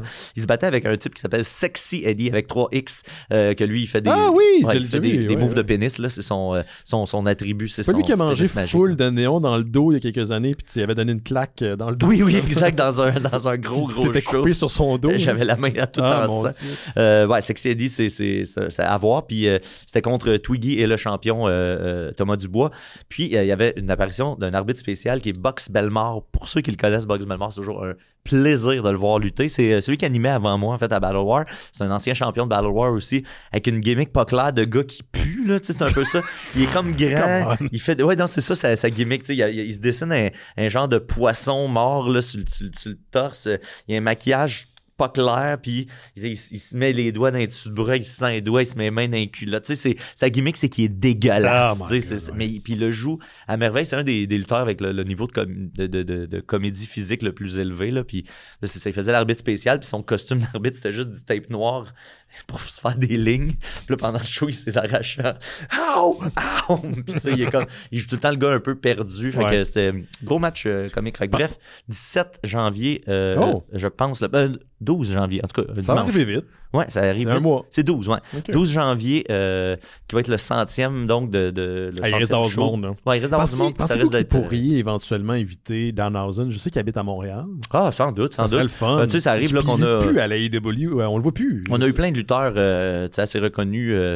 Tu sais, des Daddy Magic est revenu faire son tour. Ouais, c'est ça. Ben lui aussi, Evil Uno aussi est venu faire son tour. Fait que, tu sais, ça serait pas compliqué d'avoir des invités de cette trempe-là. Écris-moi, dis-moi. Ouais, je vais pas le manquer, je l'aime beaucoup. Mais c'est que le problème, entre guillemets, c'est qu'il y a tellement de lutteurs qui veulent lutter à Battle War que ce serait crève-cœur de tasser quelqu'un pour avoir lui, une vedette. Ouais, je comprends. Mais après ça, tu peux rajouter quelqu'un au match. Ça peut être un arbitre spécial. Ça peut prendre bien des formes. Puis après, l'autre problème avec ça, c'est que ça coûte cher. Puis les billets coûtent 20$. Il y a... 20 personnes sur le show à payer. Fait que, j'essaie de voir des fois comment ça marche juste monétairement parlant, puis je comprends pas, parce qu'il n'y a pas de commanditaire à Battle War, il y a pas de... des produits dérivés, y a des t-shirts? Les lutteurs vendent leur merch, ça c'est leur... tu sais, d'ailleurs, si vous êtes fan de lutte, la meilleure façon d'encourager un lutteur, c'est acheter leur merch. Ouais. L'argent va direct dans les poches, puis vous vous trompez pas là-dessus, fait que je dirais que les lutteurs doivent faire la majorité de leur cachet en vendant. D'ailleurs, c'est $20, mais c'est cash, hein, si vous allez au la Fofone électrique. Il n'y a pas de machine, c'est ça. Ouais, il y a un guichet pour retirer, mais... Ouais, moi, le guichet des fouf, le trosse pas ben. C'est juste moi, là. Je sais rien. Je dis ça, mais je dis rien, mais c'est ça. Fait que voilà, c'est un super gala encore une fois. Puis on a eu une année 2024 incroyable. Puis il n'y a rien qui nous indique que ça va ralentir en Super, 2025. je vais sûrement y retourner en 2025. C'est juste que ça n'a pas donné depuis tellement d'affaires que ça s'est passé cette année. Là. Ça n'arrête plus. J'ai bien hâte de prendre une pause, bien franchement. Là. C'est rare que je dise ça, là, mais là, je suis rendu aux portes de la pause. Moi, je vais aller peut-être une petite couple de nouvelles de mon Iquette. Qu'est-ce que j'ai ici? Ah oui, ça, je trouve ça pas mal drôle. Parce que c'était comme un peu une évidence. Là. Je vais pas faire mon cynique, je trouve que c'est une émotion qui est facile à les stimuler, chez soi et chez les autres. Mais The Warp, qui est un site qui va dans le divertissement, ou qui fait dans le divertissement, a annoncé que Sony Pictures a finalement décidé d'annuler ses plans d'un univers étendu basé sur les super vilains de Spider-Man, mais sans Spider-Man. Donc, tous les films que vous avez déjà entendu parler, Morbius... Craven qui vient de sortir, Madame Web, tout ça, là, ça serait... des excellents films, d'ailleurs. Des films très bons en 97. Puis c'est même pas une blague. Si vous écoutez Morbius, t'as vraiment l'impression que le producer, il sort tout droit de 97. C'est comme des films de super-héros complètement déconnectés de la réalité du genre aujourd'hui. Ça fait pas de sens. Je me demande qui fait ça, tu sais, qui est encore là-dedans. Ouais. Mais pendant longtemps, c'est sûr que Sony voulait faire des films sur l'univers étendu de Spider-Man sans mettre Spider-Man parce que c'est une manière de garder les droits du personnage. Tant qu'ils exploitent le personnage de Spider-Man, Sony garde les droits exclusifs, je pense que c'est semi-exclusif de Spider-Man. Ce qui fait que Spider-Man, en ce moment, est chez Marvel Studios, c'est qu'une entente entre les deux entités, mais la réalité, c'est que Sony possède Spider-Man le temps qu'ils vont l'utiliser. Et puis, il doit faire quelques dollars avec ses partenaires. Quand même. Puis ça a tout le temps été un peu un caillou dans les souliers de Marvel Studios, mais en même temps... Bon, les films qui sont sortis dans les dernières années ont eu un succès critique et monétaire absolument épouvantable. Morbius, je pense que j'avais ici le box-office, 167 millions, ce qui est très peu pour ce genre de film-là. Madame Web qui a été démolie par la critique, 100 millions. Et moi, j'ai vu Madame Web. C'est de la corde. C'est rare que je dise ça, là, mais c'est dégueulasse. Est-ce que c'est pire que Morbius? C'est pas... Je dirais que oui. Ouais. Morbius, c'est un film de 97 qui se tient dans les standards de 97. Madame Web, tu te demandes à quoi ils ont pensé. Ça fait pas de sens. Je ne comprends pas à qui est dirigé, pour qui est fait ce film, en fait. Ça n'a pas rapport. D'ailleurs, on a entendu des témoignages que le réalisateur, même sur le plateau, s'en calissait. Mais ça me donne une impression que c'est des dudes qui ont voulu faire un film féministe, tu sais, mais qui n'ont aucun code, aucune référence. Puis les autres, pour eux autres, il y a des femmes à l'écran, Christ. C'est un film féministe, là, chez nous, là, les bonnes femmes. Tu sais, mais c'est ça, j'ai l'impression vraiment que c'est ça. Je comprends ce que tu veux dire, mais tu sais, il y a comme juste la base d'un scénario qui n'est pas vraiment présente dans Madame... T'sais, tout le monde est à mort malheureusement dans ce film-là. Puis, tu sais, je veux pas dire que c'est perdu d'avance de faire un film avec les super vilains de Spider-Man sans mettre Spider-Man. Toutes les approches sont possibles. Tout se peut. Mais de toute évidence, Sony n'ont pas la force créative, la pluralité de la force créative pour en faire des choses qui sont intéressantes. La série du Pingouin, là. Oui, qui paraît qu'elle est très bien. Ben oui, c'est ça. Je vais l'écouter là, mais tu sais, les critiques capotent. Tout le monde dit que c'est très bon. Je pense pas que Batman est très présent là-dedans. Non, je pense pas qu'il l'est. Donc, ça se peut, si tu développes bien une psychologie, puis bon, c'est sûr que le Pingouin, c'est pas Madame Web, le Pingouin a déjà plus un lore, mais... Non, mais qu'importe quand t'en fais. Mais il y a moyen, tu sais. Puis souvent, c'est des petits bijoux précieux, justement. Là, ça fait revivre ou ça fait se démarquer un personnage qui n'était pas destiné à se démarquer nécessairement. Exact. Mais tu peux avoir des petites perles là, avec cette idée-là. Oui, tu peux te développer. Joker, c'est un bon exemple. Oui. C'est Joker sans Batman. Exact. Mais quand ça sent que justement, juste pour faire rouler une licence, là, c'est déprimant. En fait, ce qu'ils ont voulu faire, ce qu'ils ont voulu émuler, c'est la recette de Marvel Studios. C'est-à-dire, on va faire une franchise qui va être déclinée sur plusieurs années, puis on va avoir un univers qui est consensuel, puis là, les gens vont être attirés pour aller voir chacun de nos films. Et la réalité, c'est qu'à part les films de Venom, qui mettent en vedette Tom Holland, puis le dernier sorti, Last Dance, ça n'a pas trop fonctionné. Puis même le dernier Venom, qui a fait quand même 472 millions au box-office, c'est une baisse de 45% des recettes par rapport au premier, qui était 856 millions. Ça fait mal. Ça fait mal. Donc, c'est le seul dans toute cette espèce d'univers étendu de Spider-Man sans Spider-Man qui a sensiblement fonctionné. Craven, qui vient de sortir en fin de semaine, 11 millions au box-office. C'est risible. Je voulais pas dire on vous l'avait dit, mais on vous l'avait dit. Ben, tu sais, c'est qu'aussi Venom a eu ce succès-là parce que c'est Venom. Puis, tu sais, c'est un personnage. Puis, t'as Tom Holland aussi. Tom Holland, effectivement. Très, très connu, très attendu aussi des fans. Là. Tu sais, je pense que c'est un des top. Apprécié. Un des top personnages de cet univers-là. Mais Morbius, who gives a fuck. C'est ça, tu sais, quand tu tombes là, t'es mieux de t'arranger pour nous offrir de quoi de solide, là, tu sais.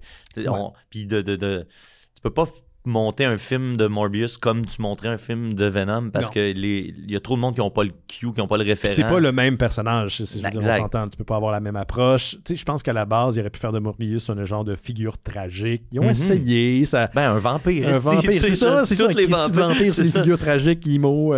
Mais non, c'est ça, c'est fou, là. Parce que, tu sais, dans les débuts des années 2000, puis même avant ça, quand 20th Century Fox, à l'époque, créait des films de super-héros, que ce soit les X-Men ou Daredevil, on était un petit peu dans les mêmes eaux au niveau de la formule super-héroïque à l'écran. Puis c'est comme si Sony avait jamais évolué. Il était resté là-dedans. C'est comme si les producteurs se disaient, là, je pense pas nécessairement qu'ils se disent entre eux, là, mais les super-héros, c'est pour les ados, puis c'est fait de telle façon. Ouais. Oui. Mais ce qu'on reprochait à tous ces films-là de cette époque-là, tu sais, qui n'étaient pas mauvais, là. Mais qui étaient ça. Il manquait un petit quelque chose, c'est ça. Une actualisation. Ce qui a changé avec le temps avec Marvel Studios. Donc, c'est ça. En tout cas, Sony va scraper tout ça. Non seulement c'est pas rentable, mais c'est pas bon pour leur réputation, parce que c'est des navets en succession qu'ils sont en train de créer. La seule chose auquel ils vont pas toucher pour l'instant, c'est le côté animation. Avec les excellents films d'animation Spider-Man et Into the Spider-Verse. Ça, il n'y a pas... Oui, c'est Sony, mais c'est comme une autre division. C'est leur propre bébelle. De toute évidence, ils sont capables de pondre des films qui se tiennent et qui sont divertissants. Très divertissants d'ailleurs. Donc ça, on y touche pas pour l'instant, mais le reste, ça semble être scrappé. Puis je pense pas qu'ils retournent de sitôt. Peut-être que si ils veulent se risquer, ça serait un risque, mais quand même calculé, de ramener éventuellement Andrew Garfield ou Tobey Maguire, comme ils l'ont fait d'ailleurs pour le film de Marvel Studios, le dernier Spider-Man, le No Way Home. Ouais. Ça, c'est quelque chose que les gens... Tu sais, ramène un Spider-Man de Sam Raimi aujourd'hui, ramène un Andrew Garfield pour faire le troisième film de la franchise, tu vas avoir à tout le moins des curieux. Morbius, Madame Web... Tu sais, ça a été un des moments les plus dont les gens ont le plus parlé, la réunion des trois Spider-Man. Oui, c'était beau en plus. C'était le fun au bout. Fait que voilà, j'allais dire c'est plate. C'est pas si plate que ça. Je pense que ultimement, l'audience va gagner. C'est plate les films qui sont sortis. Exactement, c'est ce que je voulais dire. Fait que voilà, Niket. J'ai quoi d'adjacent à ça? Parce que là, je me suis demandé qu'est-ce que je pourrais spoiler aujourd'hui. Oui, parce que tu t'as fait chier du monde. Oui, je le sais. J'ai sorti de quoi qui était partout sur les réseaux sociaux des acteurs concernés. Moi, je le savais pas, puis tu m'as fait chier aussi. Qu'est-ce que je te dis? Fait que là, je me suis dit, qu'est-ce que je pourrais spoiler Spoil aujourd'hui? pas. Fait que là, j'ai vu passer Fantastic Four, le prochain qui s'en vient. First Steps. Non, c'est pas un vrai spoiler que je vais vous faire là. C'est des suppositions. J'aime beaucoup ça. Je suis la page, je pense qu'on en a parlé la dernière fois, la chaîne YouTube New Rockstars. Il fait beaucoup de breakdown. Le gars est bon. Ouais, le gars est bon. Puis il y a une nouvelle fille aussi qui est vraiment le fun à écouter aussi. Fait qu'eux autres font beaucoup de recap. Ils trouvent plein de Easter eggs dans toutes les... Tu sais, ils décomposent un film. Des fois, ça dure 45 minutes juste nous nommer tous les petits détails. Un film, justement, ce que j'avais spoilé, Deadpool contre Wolverine, je pense que ça, la vidéo durait 50 minutes, tellement il y a de petits détails de caméos. Il y avait raison, 3/4 du temps. Il y a une bonne moyenne au bâton. Ouais, vraiment. Fait que là, il y a New Rockstars, eux, croient avoir deviné un des caméos qu'on va voir dans Fantastic Four. Puis tu sais, c'est pas très surprenant, mais ce serait Johan Gruffud qui jouait Mr. Fantastic dans les films de 2005 et 2007. Ça se pourrait très bien, oui. Je suis pas surpris, en fait. Et la source de ça, c'est qu'il y a une photo qui est sortie qui a été prise durant le rap party du film. C'est une photo avec Pedro Pascal et quelqu'un qui a la face blurred. Mais là, les espions de l'Internet, eux, ils ont analysé ça de fond en comble. Puis il est blurred, mais il y a un bout de menton qui dépasse en bas. Il y a un menton assez particulier, exact. Il y a un petit menton un peu effilé avec une barbe quand même précise. Et puis une barbe un peu comme dans la Wyatt Family quand ils sont revenus récemment. Le frère de Bray Wyatt, Bo Dallas, a une barbe avec des streaks blanches dedans qui sont... Tu peux pas te tromper. Fait qu'on a deviné rapidement que c'était Bo Dallas parce que la barbe, là, c'est un peu le même phénomène. On voit le bas du menton, ça correspond vraiment bien à celui de Johan Gruffud. Puis aussi, si c'était un acteur A, parce que là, la machine à rumeurs s'était emballée, disait c'est peut-être Robert Downey Jr. dans le but d'introduire Dr. Doom. C'est peut-être Chris Evans qui était aussi dans ce film-là, qui jouait Human Torch. Là, tu parles de Deadpool 3. Qui jouait Human Torch dans Deadpool 3 et qui jouait aussi oui, c'est vrai, dans Fantastic Four. D'où le gag de Deadpool. Qui est excellent d'ailleurs. Hein. Mais, qui a été spoilé malheureusement par Instagram. Oui, c'est vrai. Oui, l'Instagram officiel de Ryan Reynolds. C'est ça. C'est ça qui me faisait chier. C'est pour ça que moi, je me suis permis d'en parler. Oui, mais les gens concernés en avaient parlé. Mais moi, on n'était pas content fois. parce que là, l'affaire qu'il faut que vous compreniez à la maison, c'est que je fais un live to take. Moi, il y a très peu de montage que je fais à l'émission. J'aime ça. Je sais que c'est pas toute l'approche de toutes les émissions. Puis même si j'éditais, la réalité, c'est que sur Twitch puis sur YouTube puis sur Facebook, je peux pas éditer. Ou très peu, ça prend excessivement du temps. Sur Twitch, je sais pas c'est comment aujourd'hui, mais dans le temps, c'était horrible. C'est difficile. Fait que malheureusement, si quelque chose est dit, souvent on le garde. Puis c'est ça. Puis je me suis excusé en bonne et due forme j'espère sur Discord et en Speakpipe. Oui. Fait que c'est ça. Bref, ce que je voulais dire, c'est qu'on se doute que c'est ni Chris Evans ni Robert Downey Jr. parce que si ça avait été un acteur de cette trempe-là, il y a des paparazzis qui les auraient vus. Il y a des gens qui auraient poussé la note un peu, tandis que Johan Grufford, c'est pas quelqu'un qu'on a... j'ai aucune idée dans quoi il a joué après. Exact. Les gens vont pas s'emballer parce qu'ils ont croisé. Par contre, si c'est Robert Downey Jr., anguille sous roche, là, on en aurait entendu parler. Ouais. Fait que pour New York Star, ça élimine ces choix-là. Puis avec la photo, le petit bout de menton, on se dit que c'est peut-être ça. C'est fou qu'on est rendu là. Ah ouais, c'est assez dingue. Fait que c'est ça. Puis c'est ça, l'autre indice qu'on pourrait avoir, c'est justement que ce personnage-là a été référencé dans le speech justement de Chris Evans dans Deadpool contre Wolverine. Fait que on sait donc que dans le lore de Marvel, il existe encore ce type-là dans le multiverse. Il existe, il a été nommé, il a été mentionné. Et puis dans les comics, il y a des genres de confédérations de Reed Richards qui existent, de l'univers parallèle, donc ça pourrait être ça. On pourrait aussi revoir donc la version de comment il s'appelle Jim. Jim dans The Office. J'ai tout le temps Jim, John Krasinski. Oui, John à chaque fois, c'est comme c'est Jim. C'est Jim. Moi, j'aime beaucoup le gang, puis les gens sur le Discord des Mystérieux le font souvent. Tu sais, il y a l'autre acteur qui a fini par le remplacer là, dans un épisode où c'est un acteur d'origine asiatique. Oui. Puis c'est genre, maintenant, à chaque fois qu'il y a un gag, c'est OK, le nouveau projet de John Krasinski, puis là, on y met cette photo-là. Ah, si, je la trouve drôle. C'est tellement un bon gag. Ça fait genre 12 ans de ça. À chaque fois que l'autre acteur apparaît dans un film, ils font comme le nouveau projet de John Krasinski, c'est malade. Mais regarde, en fait, ta nouvelle fait écho à la mienne. On est linké, ce show-là, il est ficelé comme un saucisson. Mais c'est comme si on n'en était pas à notre premier rodéo. Chris Evans, puis je trouve ça bizarre parce que la nouvelle est sortie le 9 décembre la semaine passée, puis j'ai rien vu passer. Il faut dire que j'étais en train de savoir si j'allais tout perdre. Mais je n'ai pas eu d'écho. Je ne l'ai pas vu sur le Discord des Mystérieux Étonnants. Je ne l'ai pas vraiment vu en ligne. Il n'y a pas eu d'excitation selon ma lecture subjective de cette nouvelle-là, qui confirme en fait en quelque sorte le retour de Chris Evans dans l'univers de Marvel Studios. Chris Evans qui a incarné bien sûr Captain America pendant plusieurs films, qui a fini sa super run de Captain America sur Endgame avec un baiser. C'est un magnifique baiser à la fin de Endgame qui pour moi était la façon la plus poétique et contre-casting pour la fin d'une franchise aussi épique qu'un film de Fantastic Four, d'Avengers, pardon. Bon, puis c'était une belle fin pour le personnage. Déguisé en Joe Biden. Il y a vraiment un maquillage de Joe Biden à la fin. Mais il finit sur un baiser avec... comment ça s'appelle? Carter, merci. Donc là, c'est The Wrap, encore une fois, qui rapporte que l'acteur Chris Evans va se retrouver une fois de plus dans le MCU et fera partie de la distribution de Avengers Doomsday, qui va sortir le 1er mai 2026. Doomsday qui va aussi marquer le retour de Robert Downey Jr. officiellement en tant que membre de la distribution, mais Dr. Doom cette fois-ci, quoique je pense qu'on a des chances de le voir dans First Step. Je pense que New Rockstar moi aussi, je présume que... penser que ça va être là-dedans. Mais là, la nouvelle ne confirme pas qu'il va être de retour en tant que Captain America. On ne connaît pas en fait l'étendue de son implication. On sait juste qu'il va être là. Est-ce qu'il va encore jouer une fois un peu le troll et être un Human Torch cette fois-ci encore, ça m'étonnerait, mais son retour serait confirmé. Faut dire que c'est pas très très surprenant là, la distribution originale des j'ai les Fantastic Four dans la tête. Avengers est grandement apprécié, c'est les héros qu'on a connus, on les a suivis pendant des années. C'est vraiment le noyau. C'est le noyau du MCU. C'est réalisé encore une fois par les frères Russo qui ont fait Civil War, Infinity War et Endgame. Des très bons films, sans doute les meilleurs réalisateurs du MCU qu'on a connus dans la la décennie de ces films-là. Donc, je serais pas surpris qu'il y ait une bonne implication, sûrement de retour en tant que Captain America. Moi, je pense vraiment que c'est ça. Là. Et Avengers Doomsday, c'est comme ça que ça s'appelle encore une fois, va être suivi de Avengers Secret Wars.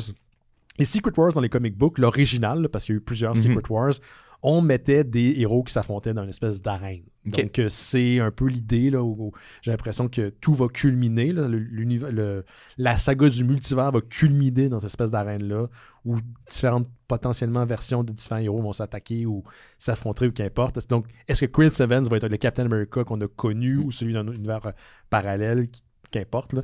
Mais c'est sûr qu'ils vont sortir le cash pour le revoir. Lui qui avait dit pendant des années que c'était certain, un peu à la Dominique Michel, Fini! Fait que c'est ça. Puis là, rendu, bien sûr, ramener Chris Evans, ramener donc le Scarlett Johansson, ramener donc la distribution originale. Ça serait épique de les revoir. Là. Faut un dernier rodéo, un dernier je sais pas moi, marche vers le soleil. Ça serait c'est ça. C'est ça pour Chris Evans. Qu'est-ce qui te restait, Toniquette? Moi, je vais vous parler de la série Severance. Que je n'ai pas encore écouté. Excellente série réalisée par Ben Stiller. Oui, qui est un bon réal. Hein, vraiment. Ça m'a surpris à la fin du premier épisode de voir que c'était ça. Là, c'est léché, c'est précis. C'est vraiment, vraiment une bonne série. Puis, il y a la saison 2 qui s'en vient le 17 janvier prochain. Ça a été long entre les deux séries parce que la première série est sortie en 2022 quand même. Oui, c'est vrai. Ça va faire presque 3 ans que la série va avoir été présentée. Puis justement, il y a une entrevue avec Ben Stiller, avec Vanity Fair, où on a appris que la saison 2 allait être encore plus bizarre et surtout plus dark que la première. Je vous fais un bref résumé de c'est quoi Severance. C'est le personnage de Mark qui est joué par Adam Scott qui travaille dans une compagnie qui utilise la technologie de Severance. Puis ça sépare tes souvenirs extérieurs du bureau à tes souvenirs intérieurs. Fait que, donc, moi, j'utilise des traumas complexes. C'est ça, tu sais. Mais essentiellement, quand tu rentres à la job, tu deviens quelqu'un d'autre parce que tu n'as plus aucun souvenir de ce que tu étais avant. Puis quand tu sors de la job dans l'ascenseur, tu redeviens la personne que tu étais. Fait que là, ça crée toutes sortes puis à travers tout ça, donc, il y a l'arrivée du personnage de Haley, une nouvelle employée qui est jouée par Britt Lower, qui brasse les choses, qui réveille la gang du bureau, puis qui se pose des questions, puis qui essaie de savoir qu'est-ce qui se passe là.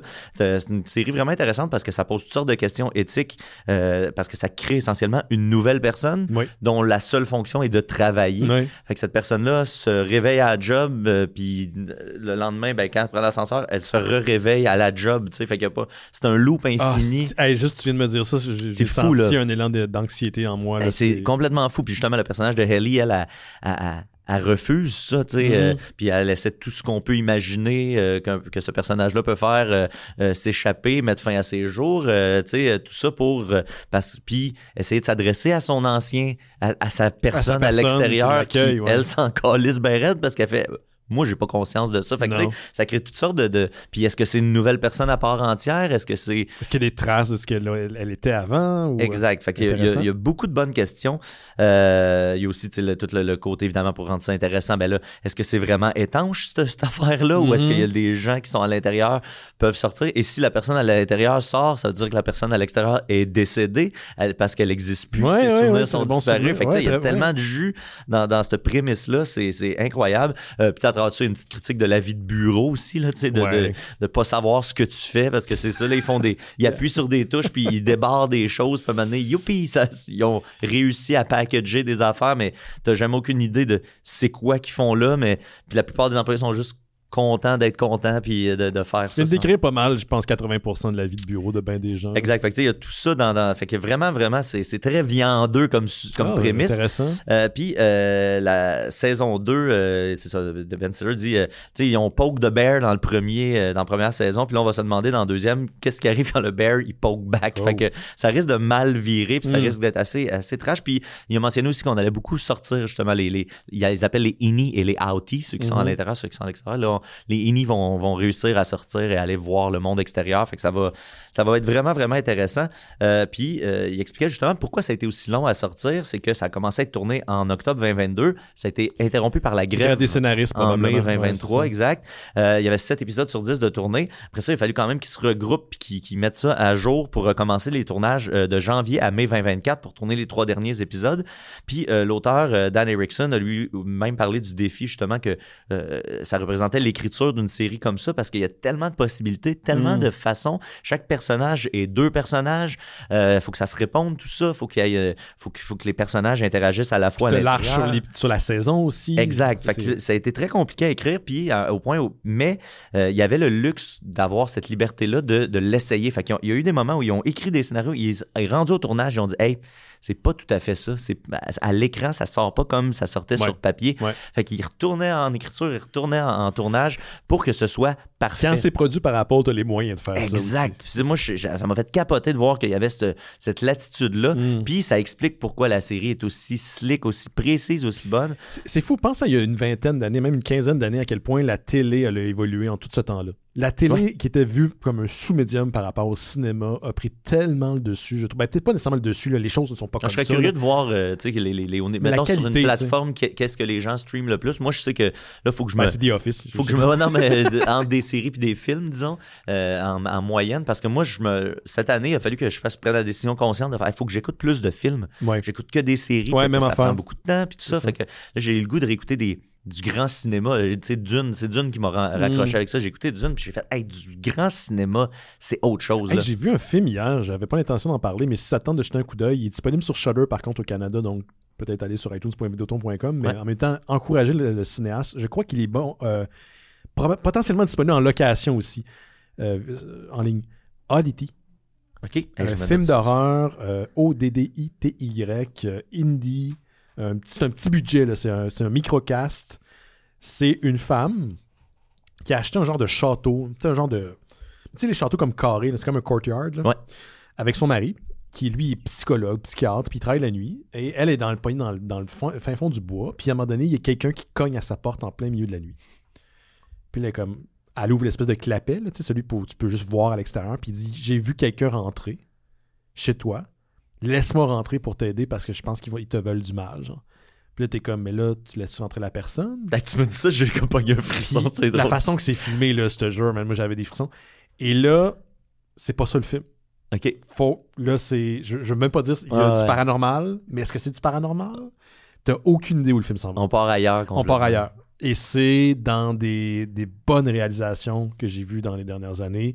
Tu sais, l'horreur a comme des lettres de noblesse depuis quelques temps. Tu sais, il y a des bons films qui ont été faits. On cite toujours les mêmes affaires, là, Hereditary et compagnie. ODT fait partie dans mes films découvertes des dernières années. Ah, très cool. Je sais que Charlotte en avait parlé, je pense, il y a plusieurs mois, mais je l'avais pas écouté avant maintenant. J'ai vu passer, en fait, une critique de Red Letter Media, puis je me suis dit, oh shit, il faut que j'écoute ça. Mm-hmm. Et donc, j'avais plusieurs éléments déjà connus à cause de leur critique. Mais j'ai été tout autant diverti. On vient d'écouter les Insidious, là, fait qu'on est en plein. Ah, ben là, vous êtes dans bon, on est dans le bon mind frame. Pour vrai, puis c'est comme 1h30, là, c'est tout court là, comme film, là, c'est vraiment bon. Ah, j'ai nice. adoré ça. C'est dans ma liste assurée. Fait que, voilà, j'avais fini de toute façon. Saison 2, le 17 janvier, si vous avez la chance de vous claquer la saison 1 depuis ce temps-là, c'est une très, très bonne série. Puis, il y a pas de... Disponible sur Apple TV+. Ouais, Apple TV+. Fait que moi, je l'ai enlevé, malheureusement. Fait que la personne à qui j'ai son Plex, si tu veux rajouter ça, je vais... tes commandes. ouais, des fois, j'y écris carrément. Quoi d'autre? Ah oui, j'ai un petit... On parlait de créateur, de création, mais moi, j'ai un créateur que j'aime beaucoup, qui est le réalisateur Mike Flanagan, qui a entre autres fait Dr. Sleep, il a fait Midnight Mass, l'excellente série Midnight Mass, que je sais pas si tu as vu, mais c'est vu de Mike Flanagan. La meilleure série de Stephen King que King n'a pas écrite. C'est dans le sens que c'est du King inspired, c'est super bon. Midnight Mass, Gerald's Game, tout le kit. Hunting of Bly Manor, Hunting of Hill House. Hill House, c'est génial. Le truc avec les enfants.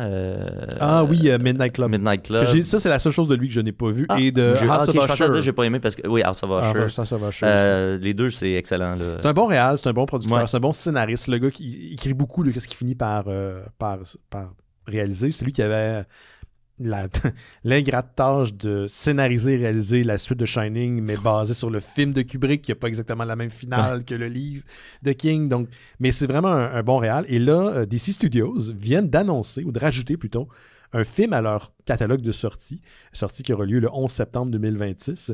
Donc, c'est un film de Clayface qui a été écrit par Mike Flanagan. Donc, il n'y a pas de réalisateur attaché au projet. Pour l'instant, ça semble pas être lui qui va le réaliser, mais c'est un scénario écrit par Mike Flanagan qui, comme je viens de le mentionner, a fait énormément d'écriture dans son passé. Ça sera produit bien sûr par James Gunn et Peter Safran, les deux qui sont à la tête de DC Studios, et Matt Reeves qui a entre autres réalisé The Batman, et une certaine Lynn Harris. Pour les gens qui ne connaissent pas, Clayface, c'est un vilain de Batman, créé dans les années 40, qui a l'apparence d'un tas de glaise, en fait, qui peut prendre, lui, l'apparence de n'importe qui. Ouais. Et il peut transformer aussi un peu son corps. Donc, l'origine du personnage dans la Batman Animated Series des années 90 était particulièrement dramatique. Une des meilleures origines, je pense, du personnage. C'est super bon. Si vous avez un épisode à écouter de la Batman Animated Series, c'est tout le temps des figures tragiques, les vilains dans cette série-là. Clayface, je me souviens que quand j'étais jeune, à l'époque que mes parents étaient divorcés, que j'avais écouté cet épisode-là, cette journée-là, j'avais pas parlé de papa et maman, j'avais parlé de l'épisode de Clayface. Ça m'avait marqué. Il y a un bon bit dans les jeux, je sais plus si c'est Arkham Knight ou Arkham City ou lequel des Batman en jeu vidéo, mais à un moment donné, tu te bats contre le vilain qui c'est le Joker, puis là, tu te bats contre lui, puis finalement, c'est pas lui, c'est Clayface. Puis voilà. Il y a un easter egg vraiment le fun, c'est que quand tu joues dans le jeu, tu peux tomber en vision Batman, puis là, tu vois les squelettes du monde. Puis tu peux deviner que c'est Clayface parce qu'il n'y a pas de squelette dans le Joker quand tu le scannes comme ça. Évidemment, personne ne le voit en jouant. Puis plus tard, tu lis sur le truc. Tu dis, c'est brillant. C'est cool quand ils font des affaires de même. Donc, justement, lui, ça n'arrête pas. Le Mike Flanagan, il est en train d'essayer de créer un projet de Black Tower, qui est l'espèce de gros opus de King, encore une fois. Je sais pas s'il va y réussir. Là. C'est vraiment... S'il y en a un qui peut le faire, c'est lui. Ça serait lui, pour vrai. Puis plus tôt cette année, on a appris qu'il allait écrire, réaliser et produire la franchise de The Exorcist après le départ de David Gordon Green, qui avait réalisé Believer, que j'ai vu, qui est très gênant. C'est très gênant. Autant que j'avais aimé, puis que j'ai aimé même les moins bons films d'Halloween de David Gordon Green, Believer, c'est vraiment gênant. Je pensais pas que ça allait être autant. Oups. Donc, ils sont allés chercher la personne créative qu'il fallait. Je pense Universal Pictures, Mike Flanagan. Donc, c'est peut-être une des raisons pourquoi il va pas réaliser Clayface. Mais il avait déjà annoncé par le passé qu'il voulait mettre en place c'était vraiment ça, écrire un film de Clayface, donc c'est pas une nouvelle qui sort d'un petit peu de n'importe où, sauf que personne n'avait mis ça dans son bingo. Je savais pas qu'il y avait un lien avec la bande dessinée puis ces univers-là. Clairement, ce gars-là, c'est un geek, là. Il a lu beaucoup, là. Il a clairement un intérêt très plural, là. Il aime, je pense, la culture pop, il aime clairement la littérature, il sait écrire, mais moi non plus, je savais pas que c'était un amateur de comic book. Clairement, il faut que tu connaisses le personnage pour vouloir l'écrire, là. C'est pas juste parce que tu as une fascination. Je serais curieux de voir qu'est-ce qu'il a lu, pour vrai, en termes de comic book. Tu me fais penser à ça. J'ai juste lu c'est Clayface. Il a capoté. C'est ça. Il y a vraiment une fixation après. Sinon, j'avais un dernier petit truc. Je sais pas si tu restais quelque chose. Oui, moi j'avais une petite affaire aussi. On reste dans le cinéma. Parce que qui dit Noël dit Nosferatu. Ah oui, il dit dépression saisonnière, mais oui, Nosferatu également. Oui, parce que la version Nosferatu de Robert Eggers, c'est lui qui a fait The Lighthouse, The Northman, The Witch. D'ailleurs, il y a belle occasion ratée d'appeler ça de Nosferatu parce que tous ces films, c'est de quelque chose. Ouais, c'est ça. Mais bon, c'est pas grave. Sa version va sortir le 25 décembre, le jour de Noël. Un film de 132 minutes qui a pris 10 ans à développer. Il y a du stock là-dedans. C'est 2h12. 132 minutes, c'est 2h02. 2h12, ouais. 12, OK. Puis ce film-là semble être la culmination de 100 ans d'influence d'œuvres d'horreur qui va de l'original Nosferatu de 1922 jusqu'à It, le récent It. Ça a l'air d'être comme une lettre d'amour à tout ça, tous les univers d'horreur. Ça a l'air beau, en tout cas, de ce que j'ai vu, ça a l'air malade. Ça a l'air fou, raide. Puis ça sort pile le jour de Noël. Puis pour bien vous préparer à tout ça, le site Kotaku suggère une liste de 12 films à regarder. C'est bien cool, ça. Certain, d'avoir les référents. Plusieurs d'entre eux, c'est des films qui ont été cités par le réalisateur Eggers lui-même comme inspiration. Puis il y a quelques-uns de ces films à lui pour qu'on retrouve un peu cette cinématographie-là. Fait que les films, je vous les nomme rapidement. Il y a La Belle et la Bête de Jean Cocteau de 1946. Okay. Oui, vous allez voir, ça se promène dans toutes les époques puis tout ça. Donc, Jean Cocteau, je savais même pas qu'il avait fait une version de La Belle et la Bête. Non plus. Il n'y a pas de tailleur qui parle là-dedans, ça c'est clair. Comment? Il n'y a pas de tailleur qui parle là-dedans. ça doit pas. Ouais, c'est ça a l'air beaucoup plus horreur. Oui. On joue plus sur la dualité de la moi, j'ai toujours trouvé que ça n'avait pas rapport, La Belle et la Bête. Là. Je veux dire, c'est une femme qui se fait séquestrer par une créature. Disney a beaucoup d'histoires comme horribles que tu fais. C'est pas si hot que ça. Non, juste la Belle au bois dormant ou Blanche-Neige.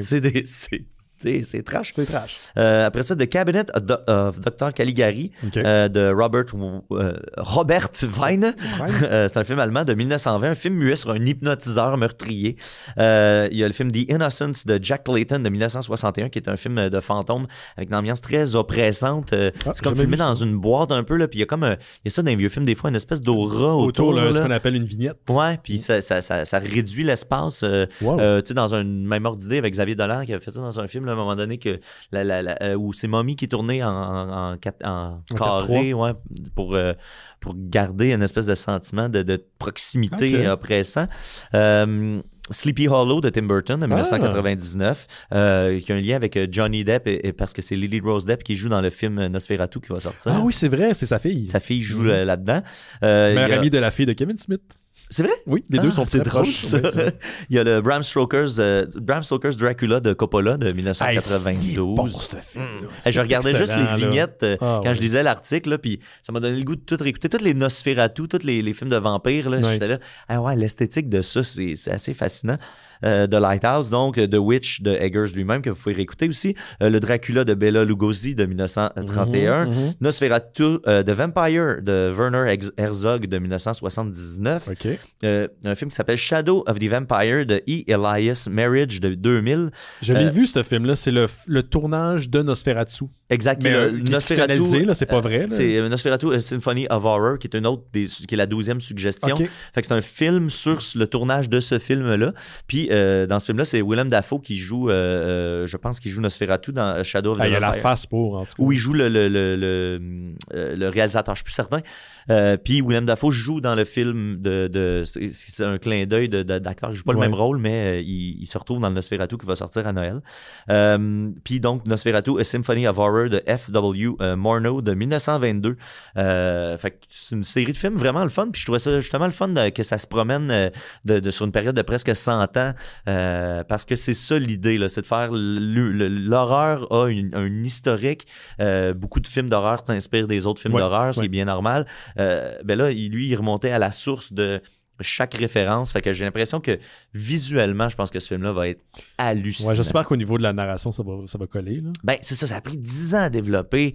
Ils ont mis du temps puis de l'amour là-dedans. Fait que j'ai vraiment, vraiment un bon feeling là-dessus. Puis tu sais, c'est un 10 ans pas de le film s'est égaré puis il a été tabletté ou quoi que ce soit. Là, c'est un 10 ans il est pas encore. Ben, un peu comme je parlais pour Severance, là, tu sais, il est pas parfait le film. On attend. Il est pas parfait, on attend. Fait que ça sent bon pour moi, là, ce film-là. Les previews sont super intéressants. Le réalisateur a l'air d'être un vrai passionné d'horreur, veut rendre. Est-ce qu'on sait si c'est le remake de l'original, Nosferatu, qu'on a je pense que ça va être un peu sans l'être, là, j'ai l'impression. C'est ça que ça me donne comme feeling. Évidemment, ça va être très proche de l'original, ne serait-ce qu'au niveau visuel. Le vampire ressemble beaucoup. Exact. Puis, tu sais, je pense que ce vampire-là est devenu l'espèce de vampire classique, là, en tout cas, le Nosferatu classique, parce que Dracula est très associé à Gary Oldman. Oui, Gary Oldman puis Dandy. Exact.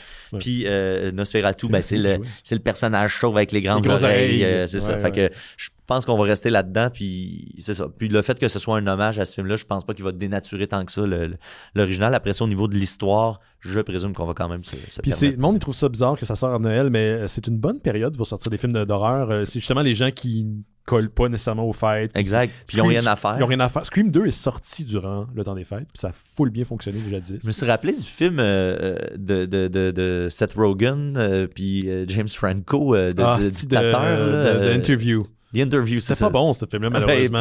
Puis après, moi j'étais comme super hype pour ça. À minuit 5 à Noël, je me download ça, je paye pour, puis 15$, puis là, j'ai hâte de l'écouter. Puis là, je suis comme... C'était super ordinaire. Puis je me suis dit, je viens de me faire avoir par du marketing de... Oui. C'est parce que là, il a fait un faux scandale de le Kim Jong-il à l'époque. Kim Jong-il est bien fâché de ça, fait que ça se peut que le film soit retiré. Fait que si vous voulez l'écouter, il va falloir que ça soit là. Ils disent que c'est une des raisons pourquoi la Corée du Nord aurait piraté Sony jadis. Oui, c'est ça, à cause de ça. Fait que là, moi, j'étais comme, faut pas que je manque ce film-là. Puis là, en l'écoutant, en le finissant, j'ai fait, c'est sûr que c'est juste super ordinaire, mais c'est super ordinaire. Je suis tombé dans le panneau comme je voulais l'aimer moi aussi, mais j'ai trouvé ça très premier niveau. Tu sais, puis évidemment, c'est cette gang-là. Fait qu'il y a des bonnes jokes, mais tu fais, c'est paresseux. Bon film de Seth Rogen que j'aime beaucoup, d'ailleurs, que je me tape à chaque année, c'est The Night Before. Ah, j'ai pas vu ça. C'est disponible sur Tubi en ce moment si ça te tente de l'écouter. C'est un film de poteux là, avec Gordon Levitt puis c'est qui d'autre qui est là? Anthony Mackie qui est dedans, de Falcon, là, il est dedans. Ouais. Puis c'est juste comme 3 dudes à New York la veille de Noël qui décident de faire une dernière virée. Puis, ouais.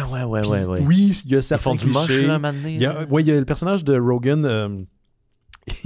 Sa femme lui dit, hey, elle avait accouché, elle dit, t'as tellement été bon pour moi, voici un... Va faire le party. Puis il arrête pas de prendre la drogue, man.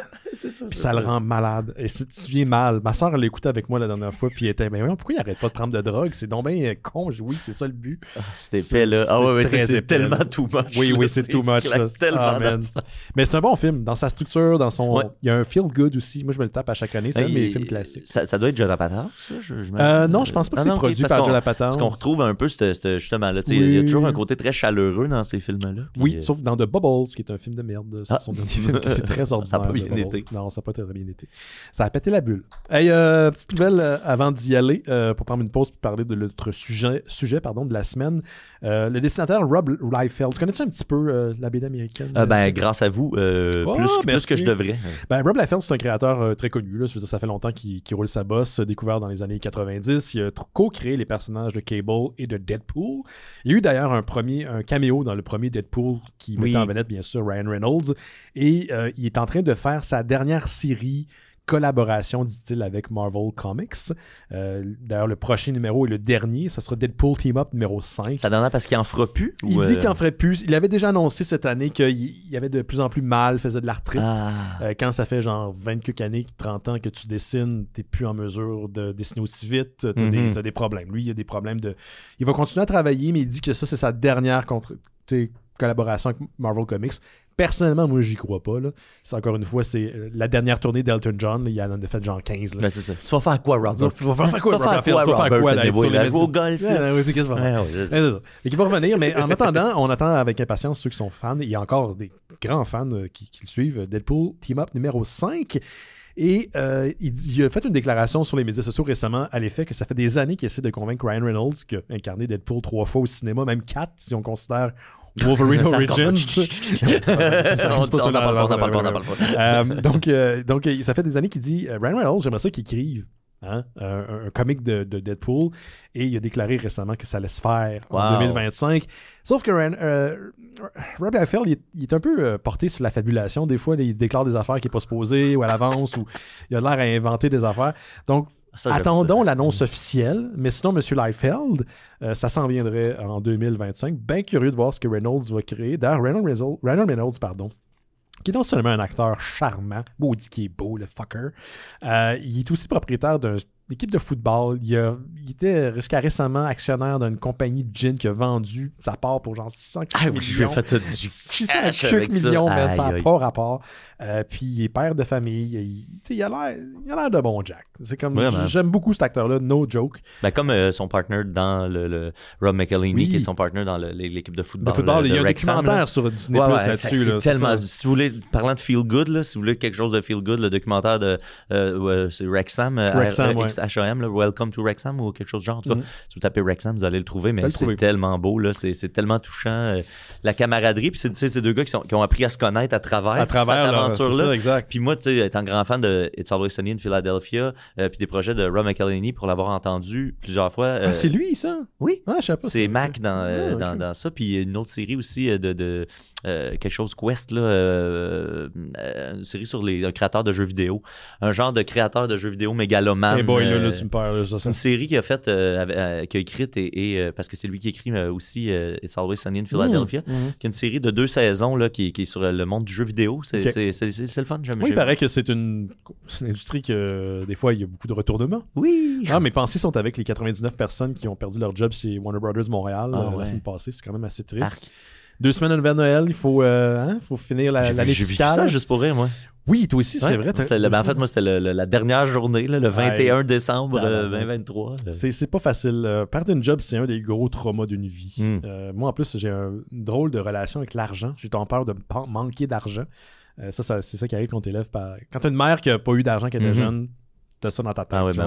Je pourrais avoir genre 3 fois mon salaire annuel dans mon compte, j'aurais jamais assez d'argent. Fait que, anyway, où est-ce que je m'en allais avec ça? Bon, on va voir pour Ryan Reynolds en 2025. Puis c'était juste pour Laurent Boutin. J'ai vu ça passer sur The Hollywood Reporter. 6 numéros qui s'en viennent en 2025 pour Godzilla vs. Marvel. Ils l'ont fait récemment avec The Justice League du côté de DC. Mais là, ça sera 6 numéros. Donc, chacun des numéros va faire affronter Godzilla avec une équipe de personnages différents à une période différente du Marvel Comics. Donc, ça pourrait se passer dans les années 60, autant dans les années 80. Donc, à des périodes de comics différentes.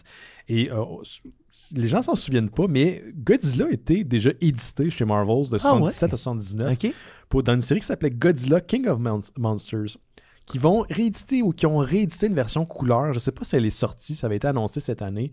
Sinon, si vous mettez la main sur le Essential en noir et blanc, ça c'est qui comprend toute la série sur du papier là, très cheapette, là, ça vaut de l'or parce que ça n'existe plus depuis longtemps. Mais Godzilla faisait partie, était non seulement édité par Marvel Comics, mais il faisait partie de l'univers. Donc, S.H.I.E.L.D. affrontait Godzilla. Il faisait partie des personnages qui peuplaient Marvel Comics. Donc, c'est le fun, voilà. ça. Fait que 2025, je pense qu'on va parler éventuellement de cette série-là pour le grand plaisir de Laurent.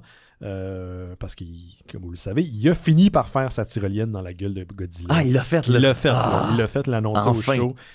Puis c'est pas vrai qu'on a payé pour son voyage au Japon. Ça, c'est ce qu'il essaie de faire de dire pour foutre la merde. Vous n'avez pas encore payé. Non, on ne va pas payer.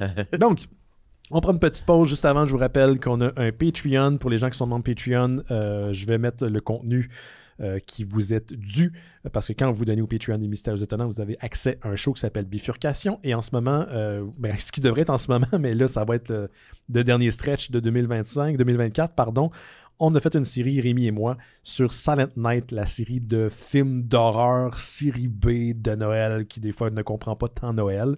On a skippé les 2 premiers, mais on a fait le 3, 4, 5 et toute la série au complet, les 5 sont disponibles sur Tubi pour les gens intéressés qui voudraient écouter les films et suivre la série.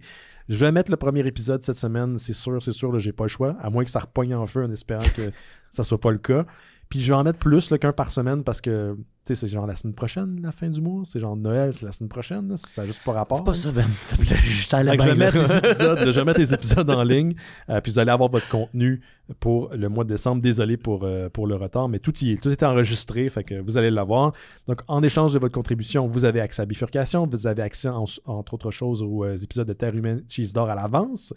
Il y a un épisode, vous êtes aidé à produire Noël Cheese d'or et Terre Kaiju. Il y a un nouvel épisode de Noël Cheese d'or qui est sorti la semaine dernière. Il y a un nouveau qui s'en vient. Je suis tellement content, Ben. Quand ça pop c'est réconfortant. Ah, oui. C'est parce qu'en plus, j'ai 2 podcasts avec lesquels je vis ça. Parce que là, c'est ça, ils n'enregistrent plus sur une base régulière. On ne sait jamais quand il va y avoir un nouveau Noël Cheese d'or. Quand ça pop dans mon téléphone, c'est une belle surprise. Ben, c'est Noël. C'est littéralement Noël à chaque fois. Puis l'autre podcast, c'est l'excellent podcast de Jean-Michel Martel et de P.O. Forget qui s'appelle Un genre de podcast.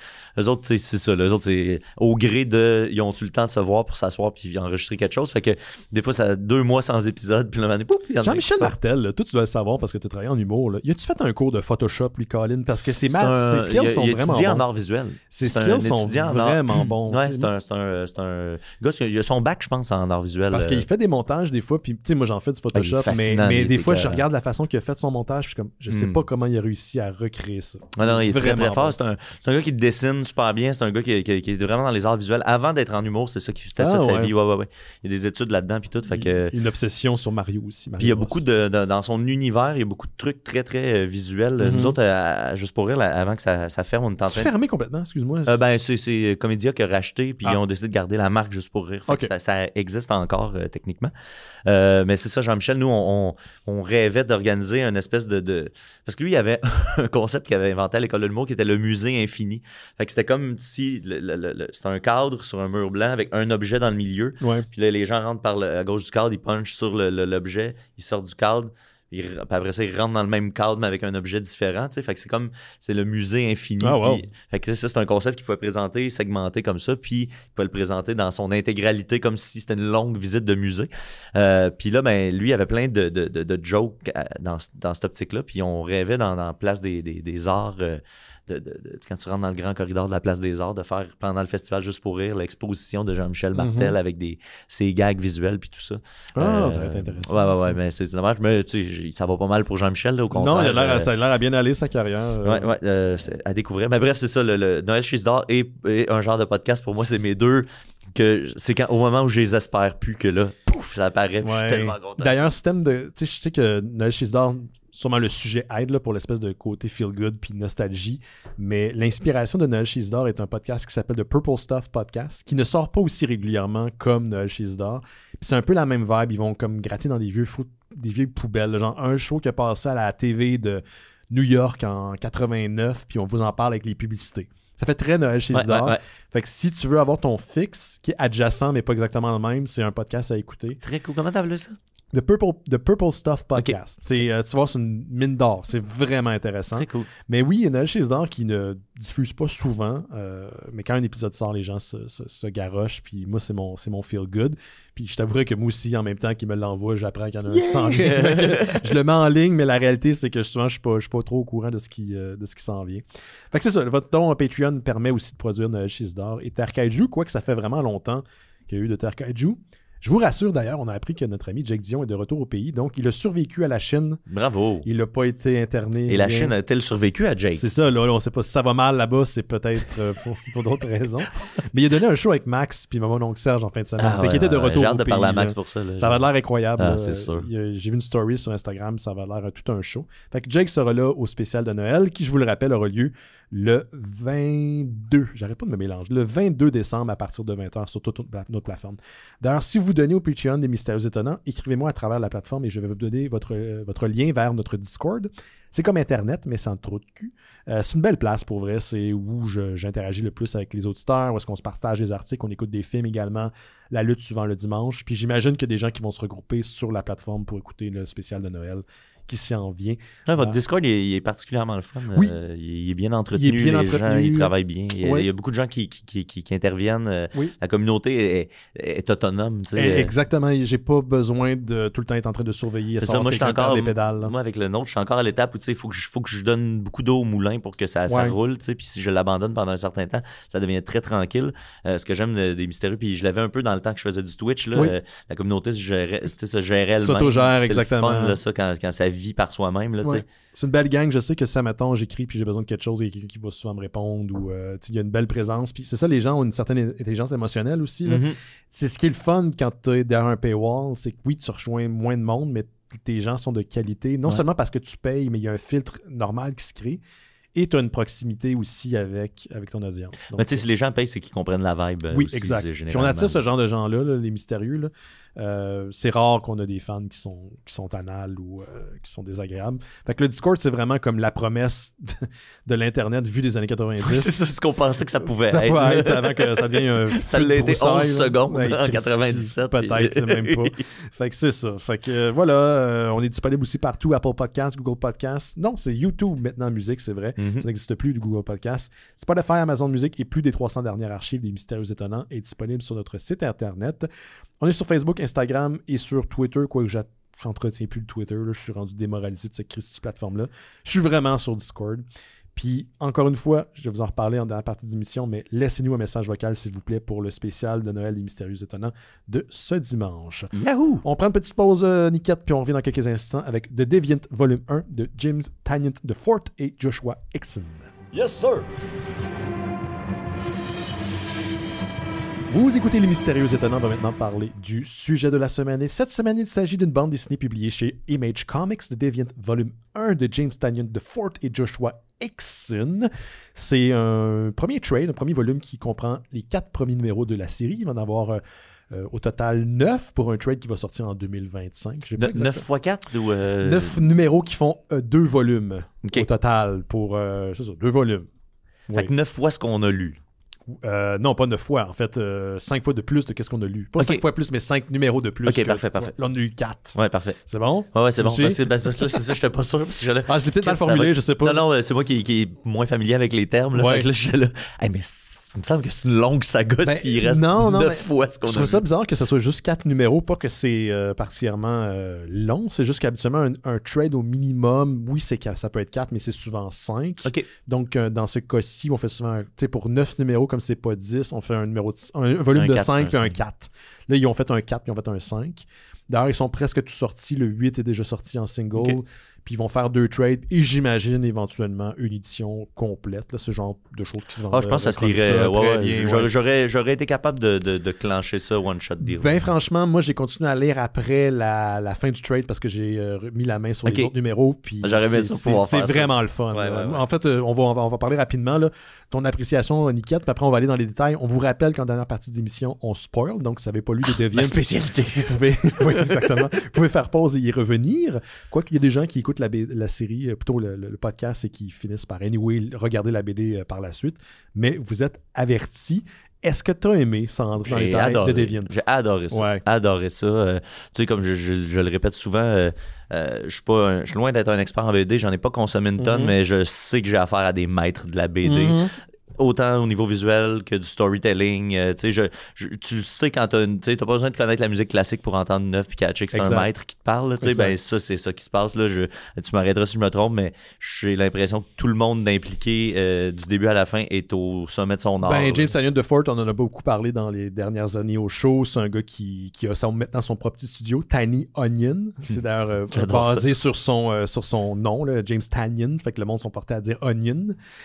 Puis c'est quelqu'un qui est dans le comic depuis plusieurs années, qui a eu quelques succès du côté d'ici, entre autres choses, avec The Nice House on the Lake, qu'on avait parlé aussi à l'émission. Donc oui, c'est quelqu'un qui maîtrise son art, puis s'il y a ambiguïté pour les gens à la maison, moi j'ai fucking trippé aussi. J'ai eu du fun. Encore une fois, en le lisant, je me disais la même chose que toi. J'étais, ça c'est le fun quand tu vois que quelqu'un maîtrise qu'est-ce qu'il fait. J'avais l'impression de lire un bon polar. Pour vous situer, là, pour les gens à la maison, là, pour que vous compreniez, dans les années 70, 73, je pense, à peu près, il y a quelqu'un qui, je pense que c'est la veille de Noël, déguisé en Père Noël avec un masque, a torturé des jeunes enfants. Trois jeunes hommes. 3 jeunes hommes à 2 lieux différents et les a comme attachés avec des lumières de Noël. Jeunes hommes, je dis, mais c'est des enfants. Des kids, il y avait genre 14, 15 ans. Ouais, c'est ça, des ados. Là. Des ados.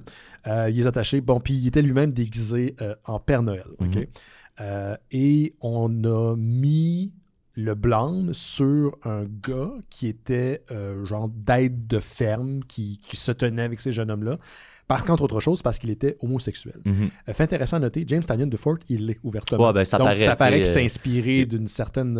il connaît le sujet. Il y a beaucoup de moments où tu sens que c'est très personnel. Ne serait-ce que des commentaires sur écrire une BD. Il y a ce layer-là aussi un peu méta. Ça prend pas toute la place, mais tu sens que des fois, c'est l'auteur qui parle. Il parle de ce qu'il sait. Donc, c'est ça. Donc, on se retrouve des années plus tard. On suit un jeune personnage qui essaye de lui créer une bande dessinée True Crime sur les événements de ce meurtre-là qui a eu lieu dans les années 70. Donc, il va à l'encontre du prétendu meurtrier. Qui, lui, est en prison donc depuis 50 ans pour ce crime-là. Exactement. Et il y a non seulement... c'est pas tant qu'il doute de son innocence, de sa culpabilité, mais il y a des meurtres qui commencent à surgir, qui ont la même signature que le meurtrier de jadis, et qui tente d'impliquer ce jeune auteur de bande dessinée-là. Donc, en parallèle, on a cette enquête-là, cette espèce de le côté polar dont je vous parlais, et il y a toute une réflexion autour de l'homosexualité, comment pendant très très longtemps, et malheureusement ça revient, l'homosexualité était attachée à la pédophilie. Dépravé. Dépravé, la pédophilie. C'est ça d'ailleurs le titre de Deviant. Exact. Donc c'est comme raconter cette histoire-là, ou plutôt ces faits-là associés à quelque chose qui est absolument épouvantable dans les... Ça nous suit, là, ça revient d'ailleurs avec les espèces de conspi. Puis la condition homosexuelle est dans un contexte de polar. Fait que c'est ça. Exact. Ça parle de l'évolution de la condition de l'homosexualité à travers tout ça. Puis comme on disait, c'est pas ça qui prend le premier plan, mais ça revient constamment. Parce que l'auteur de la BD cherche un peu son angle, puis tout ça. Puis un des angles qui évalue, c'est peut-être qu'on pourrait regarder ça sous la loupe de l'homosexualité à travers. Parce que lui, il est, et le prétendu meurtrier, il l'est également. Exact. Puis la raison pour laquelle il se fait mettre en prison, justement, c'est parce que parallèlement à ça, lui s'occupait d'un groupe de lutins de Noël, puis tout ça, puis il a pris des photos à leur insu dans la douche, tu sais. Fait que le gars, il a commis un crime, mais qui n'est probablement pas le crime qu'on lui a reproché, pour lequel il a fait 50 ans de prison. Mais comme tu disais, à l'époque, surtout à l'époque, la police, s'il y avait une organisation homophobe, ça dure encore aujourd'hui, mais à l'époque, c'était ouvertement homophobe. Là. Moi, je me souviens d'avoir vu je sais pas si ça provenait des années 50 ou 60, mais tu sais, c'est les espèces de... Ils appelaient ça des PSA, là, Public Service Announcement. Donc, on fait des annonces au public pour l'éduquer, puis on voyait, c'était... Si votre professeur ou si un homme, on s'adressait à des jeunes garçons, vous a touché ou whatever, là, il mettait le blâme sur l'enfant et il associait encore une fois... ces actes-là à l'homosexualité. C'est horrible. C'est fou. Et là, on le voit avec les dragues, d'ailleurs. Comment on associe, quand je dis « on », c'est pas nous, mais bien une tranche de la population, là, homosexualité, pas homosexualité, mais drague et plein d'autres affaires là, qui a rien à voir avec la pratique de... Puis tu sais, ce qui est inquiétant dans l'époque actuelle, parenthèse, c'est que ça revient encore sous le couvert de la religion. La religion, là, constamment, la pureté. C'est cyclique. C'est tout le temps été là. Ça a tout le temps été C'est fou. Mais, bref, c'est teinté, tout le récit est teinté de cette ambiance-là un peu homophobe. Puis surtout, justement, dans les flashbacks des années 70, là, ça peut pas être plus clair que ça. Mais les personnages qui ont survécu jusque-là, entre autres, un des policiers qui a mangé une hache d'en face. Un gros coup de hache d'en face. Parce que, c'est ça, au moment où il découvre le cadavre des 3 jeunes, qui d'ailleurs, c'est son troués, là, sont démolis, là, sont éventrés, sont charcutés. Leurs parties génitales sont arrachées. C'est vraiment gore là, comme série. Lorsque les policiers retrouvent ces enfants-là dans une grange, là, ils voient quelqu'un habillé en Père Noël se sauver dans la tempête, puis ce policier-là qu'on suit plus tard, il part courir après, ses amis le perdent un peu dans la tempête, puis il trébuche, il se foule une cheville, puis il se fait donner un coup de hache en pleine face. Et puis, on le retrouve 50 ans plus tard aussi, qui est évidemment traumatisé par ça. C'est ça que j'ai aimé, l'interprétation de ce personnage-là, la façon que James Tynion de Fort l'a écrit. Tu pourrais penser que c'est quelqu'un d'excessivement aigri, puis c'est pas qu'il l'est pas, il est hyper problématique, mais il a passé par-dessus. Il a passé par-dessus ça. Grâce à sa femme. Grâce à sa femme, grâce à whatever, l'appui de sa famille, mais il célèbre Noël, la maison est décorée, tout ça, et ça a l'air d'un bon Jack. Ça a l'air à prime abord, il a l'air d'un quelqu'un de normal. Mais quand il commence à penser, puis il voit le sticker d'arc-en-ciel sur le laptop du BDiste. Quand il comprend que le BDiste est homophobe, est homosexuel, ça le trigger. Il est complètement... il y a une rage qui l'habite. Il y a une super belle enchaînement de panels très horizontaux, minces horizontaux, qui mélangent tout. Ça se vit vraiment comme un flashback. Clac, clac, clac, clac, clac. Une série d'images marquantes qui associent un peu tout ça pour le ramener à l'auteur qui est devant lui. Fait que là, il se met à délirer et à paranoïer que... puis ça, c'est pas précis, là, un peu, il se met à penser que l'auteur a un dessin qui est pas dessin dessiné, mais un objectif. Il y a un agenda. Un agenda secret, caché. Ultimement, il arrive lui-même à la conclusion que c'est l'auteur qui fait revivre les crimes actuels de ce Père Noël-là. C'est drôle parce qu'avant qu'il sache qu'il est homosexuel, c'est juste un gars qui a une fascination pour le true crime, il est super cool avec, mais non, vu que tu es homosexuel, ton intérêt pour le true crime est déviant. Il sent, je pense, comme piégé aussi. J'ai l'impression que c'est un personnage qui a l'impression que, tu sais, c'est comme il y a beaucoup de monde qui ont cette idée-là, malheureusement encore aujourd'hui. Tout le monde est out to get me. Oui, exactement. Ou que les communautés de LGBTQ+, et compagnie ont un agenda. Les gens à la maison là, qui sont juste gays ou lesbiennes, et comme dit mon autre Grenoble, calisse de vos enfants. Oui, c'est ça. Vous savez pas idée à quel point je m'en calisse de vos enfants. Ouais, j'ai vu cet extrait-là. C'est génial. C'est tellement bon. Parce que je travaillais avec elle, là, juste pour rire, quand ça brassait, quand ça recommençait à brasser, tu sais, beaucoup sur les réseaux sociaux. Puis, tu sais, elle revenait tout le temps, Alex revenait tout le temps là-dessus, tu sais. Hey, moi, les enfants, là, ne me pas les approcher avec une perche de 10 pieds. Parlez-moi pas de vos enfants. C'est ça que je trouvais drôle, tu sais. Puis c'est tout ce mélange-là où t'as du true crime, t'as du polar, t'as une enquête criminelle qui se déploie sur plusieurs années, t'as une critique, c'est pas une critique sociale, mais une lecture sociale, t'as un récit qui est aussi très personnel, celui d'un BDiste comme l'auteur, qui est homosexuel comme l'auteur, puis qui remet l'homosexuel en relief par rapport aux faits historiques, puis je dois dire aussi que tout ça est super appuyé, puis tu l'as dit tantôt, Niquette, par le dessin de Joshua Hickson, qui est malade. Pour les gens à la maison qui n'ont pas encore vu ce que la BD a de l'air, pensez à Sean Phillips qui fait les dessins de Criminals. C'est une série, quelqu'un qui travaille beaucoup avec Ed Brubaker. On est un petit peu dans la même... Est-ce que c'est lui qui avait dessiné ce qu'on avait lu la dernière fois que je suis venu? C'était Ed Brubaker? On a parlé de quoi la dernière fois? Je sais pas, mais c'était Ed Brubaker. Sûrement que c'est lui qui travaille tout le temps avec OK, parce que Phillips. C'est vrai que les dessins sont très... Ça ressemble à ça un petit peu, genre. Fait que, tu sais, il y a des moments, où on voit, par exemple, une autoroute enneigée d'un blizzard la nuit des années 70. Fait que tu vois juste les phares, puis t'as la neige, puis c'est juste comme aux abords d'un boisé, parce que tu comprends que c'est rural. Tu sais exactement t'es où. Ouais. Tu l'as vu, cette rue-là, la nuit, cette route-là, la nuit, quand t'étais en voiture, quand t'étais jeune avec tes parents. Moi, ça m'a mis dans une espèce de... Tu sais, je trouve que j'aime beaucoup Noël, mais il y a comme quelque chose de creepy aussi avec Noël, des fois. Là. Il y a certains films d'horreur qui en prennent avantage. Et c'est cette zone-là, man. C'est toute la creepiness de Noël. J'ai capoté. Il y a une force dans le dessin. Tu sais, moi, je suis tellement nul en dessin. Fait que c'est le genre d'affaire qui m'impressionne à l'os, là, tu sais. Puis il y a une simplicité dans le dessin. Tu sais, je parle des détails du visage. Tu sais, moi, mon réflexe de non-dessinateur, ce serait, si je veux passer une émotion, il faut que je sois dans le micro-détail de chaque espèce de ride, puis tout ça. Mais c'est pas ça, une émotion. C'est pas comme ça. Puis il y a quelque chose dans je sais pas, là, tu sais, dans le choix des angles, l'éclairage, des regards, tu sais, le choix aussi bizarre de pas mettre de pupilles à certains moments. Des fois, il y a des yeux, des fois, il y en a pas. Tout ça et c'est ça, tu sais, justement, là, je parle de maîtriser son art. Là, tu parlais de l'ancien policier qui réalise que le dessinateur est homosexuel. Là, il fait... Tu le vois dans son regard qu'il y a une réflexion. Tu l'entends réfléchir. Le silence, tu sais, c'est une BD. Là, tout est silencieux. C'est le dessin et avec le montage que tu vois. OK. Il est en train de réfléchir, puis tu sais, quand on va mettre de quoi dans une petite plage, dans un petit carré, c'est la caméra qui fait un focus. Fait que là, tu comprends le langage qu'on est en train de nous dire, qui est utilisé pour nous parler. C'est ça, le langage narratif des dessins est tellement efficace. Puis justement, c'est ça, chaque sentiment des personnages, tu sais, il y a une mélancolie chez le copain de l'auteur. Puis tu sens cette espèce de truc-là, puis ça me fait penser que les relations des personnages sont aussi très concrètes. Tu sais, à un moment donné, ils parlent de leur relation. Son chum, je me souviens plus. J'ai oublié son nom. Mais il mentionne... c'est pas parfait. Comme toutes les relations. Exactement. Puis il y a pas de...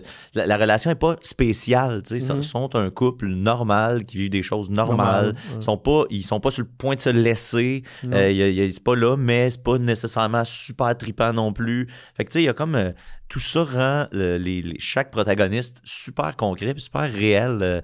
Il n'y a pas un moment où est-ce que tu fais « Ah, ça se peut pas, ça n'a pas de sens. » D'ailleurs, il y a une scène qui, moi, m'a marqué pour aller dans ce que tu dis, puis dis-moi si tu as eu la même réflexion de moi en la lisant, quand finalement le BDS est accusé d'avoir recréé les meurtres qui ont eu lieu il y a 50 ans, parce qu'on a retrouvé semblerait-il, des indices sur place. Son chum se retrouve avec les parents de son copain. Puis je pense que c'est dans le bout qu'on n'est pas... non. T'es sûr? Je pense que oui, parce que moi, la dernière image, c'est... On voit le masque de père. Je peux t'en compter? Vas-y. OK, il y a cette séquence-là où le copain est accusé, puis bien sûr, il l'a pas fait, là. C'est clairement, il l'a pas fait dans l'histoire, puis même bon. Et le copain... Moi, je soupçonnais que c'était le copain, mais... Moi aussi, sur le coup, mais je pense pas que c'est lui. Je penserais pas. Non, je penserais pas. Là, il est avec les parents de son copain. Je dis copain, c'est un peu fourrant. Le personnage principal, il y a un copain, et son copain est avec ses parents, OK? Et là, ils sont en train de parler de ce qu'ils vont faire pour essayer de le sortir de prison. Est-ce quel avocat, puis quelle stratégie ils vont employer. Puis Là, les parents ont l'air d'employer une stratégie que le copain, lui, il n'est pas d'accord. Il dit, ben non, attends, vous ne pouvez pas aller dans cette voie-là. Là. C'est comme dire qu'il était coupable. Puis il passe une réflexion. Il dit, Chris, ça fait presque 10 ans que je suis le chum de Buddy. Puis c'est comme si j'étais pas partie de la famille. Tu sais.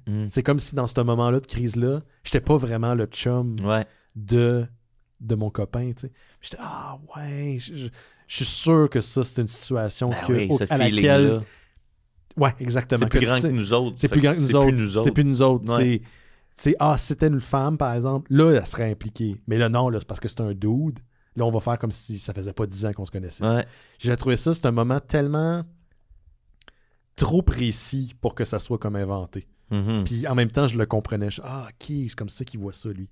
J'ai trouvé que c'était un très beau moment. Il y a beaucoup de moments sweet comme ça. Ouais, vraiment, vraiment. Puis c'est ça, c'est jamais... il n'y a jamais rien qui est souligné à trop gros traits. Il n'y a jamais rien qui est maladroit, qui est carré. Tout coule vraiment bien. Puis tous les morceaux du casse-tête tombent au bon endroit. De voir où est-ce que ça s'en va, c'est ça l'affaire. C'est ça, le qui who done it, là. C'est vraiment un bon who done it. C'est parce que là, c'est comme un peu à la manière de l'os. C'est tellement trop bon qu'il faut que la finale soit vraiment excellente et à la hauteur de la série. Et puis, peut-être juste parler rapidement du policier. Oui. Policier qui est très énigmatique, il fait sa job, c'est un bon policier. Ben c'est ça, c'est un des peut-être que c'est lui qui est traumatisé, qui a décidé de faire revivre ces crimes-là. Est-ce que c'est l'auteur des crimes originaux ou c'est un copycat? Non, je parle de policier qui enquête sur celui qui a des... le black. Le black qui a des... voyons, il y a des ongles colorés. C'est ça, moi, le bout que j'ai vu, on le voit, mais il dit pas grand-chose. Il dit jamais grand-chose, mais dans ce que moi j'ai continué à lire, c'est pas un policier qui a une opinion. Lui, il se base sur les faits. OK. C'est ça qui est intéressant. Il juge pas. Lui, il est dans la découverte de c'est qui le coupable. Tu sais. Puis au début, je l'aimais pas parce que c'est la figure d'autorité qui, lui, blâme finalement le BDS, puis c'est probablement pas lui qui l'a fait. Mais en même temps, lui, il va où est-ce que les indices l'amènent. Fait que dans la deuxième partie, tu vois qu'il commence un peu à questionner cette affaire-là. Il trouve que c'est trop facile. J'ai vraiment aimé. C'est trop carré que le costume du tueur soit accroché dans le garde-robe tranquille, plein de sang. C'est ça. Ça a trop l'air d'un plan. Puis la carte qu'il oublie, tu sais, sa carte d'identité a été laissée sur place. C'est niaiseux, là. De toutes les choses, il a échappé une affaire, c'est sa carte d'identité. C'est sûr que c'est déjà arrivé, on va avoir des fun facts, mais c'est pas ça l'histoire.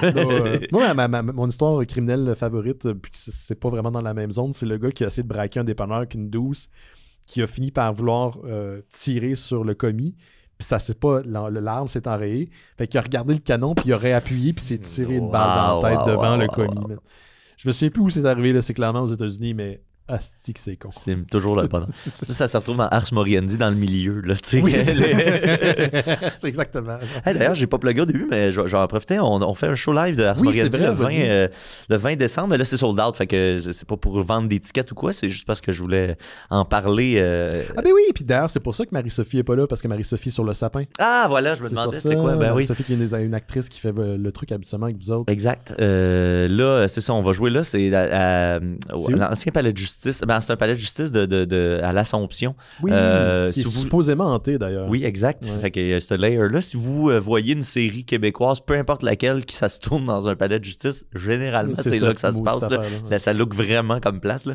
J'ai hâte de faire ça. Puis on en fait un autre après les fêtes. Je me souviens pas de la date exactement, mais là, ça va être dans une ancienne prison à Trois-Rivières. Ça va bien. Puis là, ça va venir avec une visite de la prison, tout ça. Aussi un endroit qui est réputé pour être hanté. Je peux aller visiter ces environnements-là. Moi, je suis claustrophobe. Ça me freak out. Là, mais bref, les gens qui sont dans le coin de Trois-Rivières, là, vous tendrez l'oreille parce que ça va être mis en vente prochainement. Puis je pense que la composition, je sais pas comment ça marche quand il est sur place, mais son monteur, là, Éric Laflamme, il va être là aussi. Éric Lafrance. Pardon, qui Éric, nous, on l'a fait ce show-là à 2 reprises jusqu'à maintenant. On l'a fait au Festival Transistor à Gatineau. On l'a fait au Festipod un peu plus tôt cette année. Puis c'est ça, encore une fois, une job incroyable de presse. Je fais un travail de fou là, de recherche puis tout ça. Puis c'est un gars perfectionniste. Avec Éric aussi, qui est un peu comme ça. Fait tous les effets spéciaux sont faits live sur ça. Fait que c'est lui qui les déclenche pendant le show. Exactement. Lui, il nous suit tout le long. Quand on fait les répètes, il est là. Il a préparé tout l'habillage sonore. Il y a les trames. Fait que Predge fait comme dans un épisode de... C'est vraiment comme un épisode de Ars Moriendi normal, mais transposé sur scène. Fait que nous, moi et la comédienne, on est debout devant des micros, des lutrins. Predge est assis derrière nous avec une petite table, avec une petite lumière, puis il lit la narration. Fait que c'est principalement Predge qui raconte l'histoire. Puis nous, de la même manière que le podcast, on intervient pour faire des voix, des petits dialogues, des extraits, tout ça. Puis pendant que Eric, lui, est dans la salle à la console en train de sortir toutes les cues. Fait que tu sais, il y a une belle habillage sonore. C'est super le fun aussi à jouer parce que tu sais, c'est ça, il y a eu OK, il a tiré cette fois, ben là, tu t'entends les coups de gun, ouais.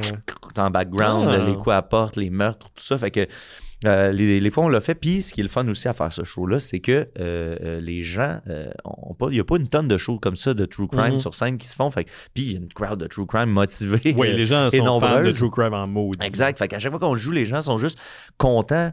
Hey, un show pour moi, tu sais. Je pensais pas que ça se pouvait, fait que les gens sont ravis, puis je pense que le show vaut la peine aussi. Je veux dire, il n'y a pas de... Absolument, c'est le genre de projet que tu verrais peut-être plus multimédia avec des projections, plein d'enfants, puis il n'y a pas ça, puis je sais pas, c'est pas une critique, là, mais c'est fou à quel point... Moi, je l'ai redécouvert à Transistor la première fois que j'étais allé.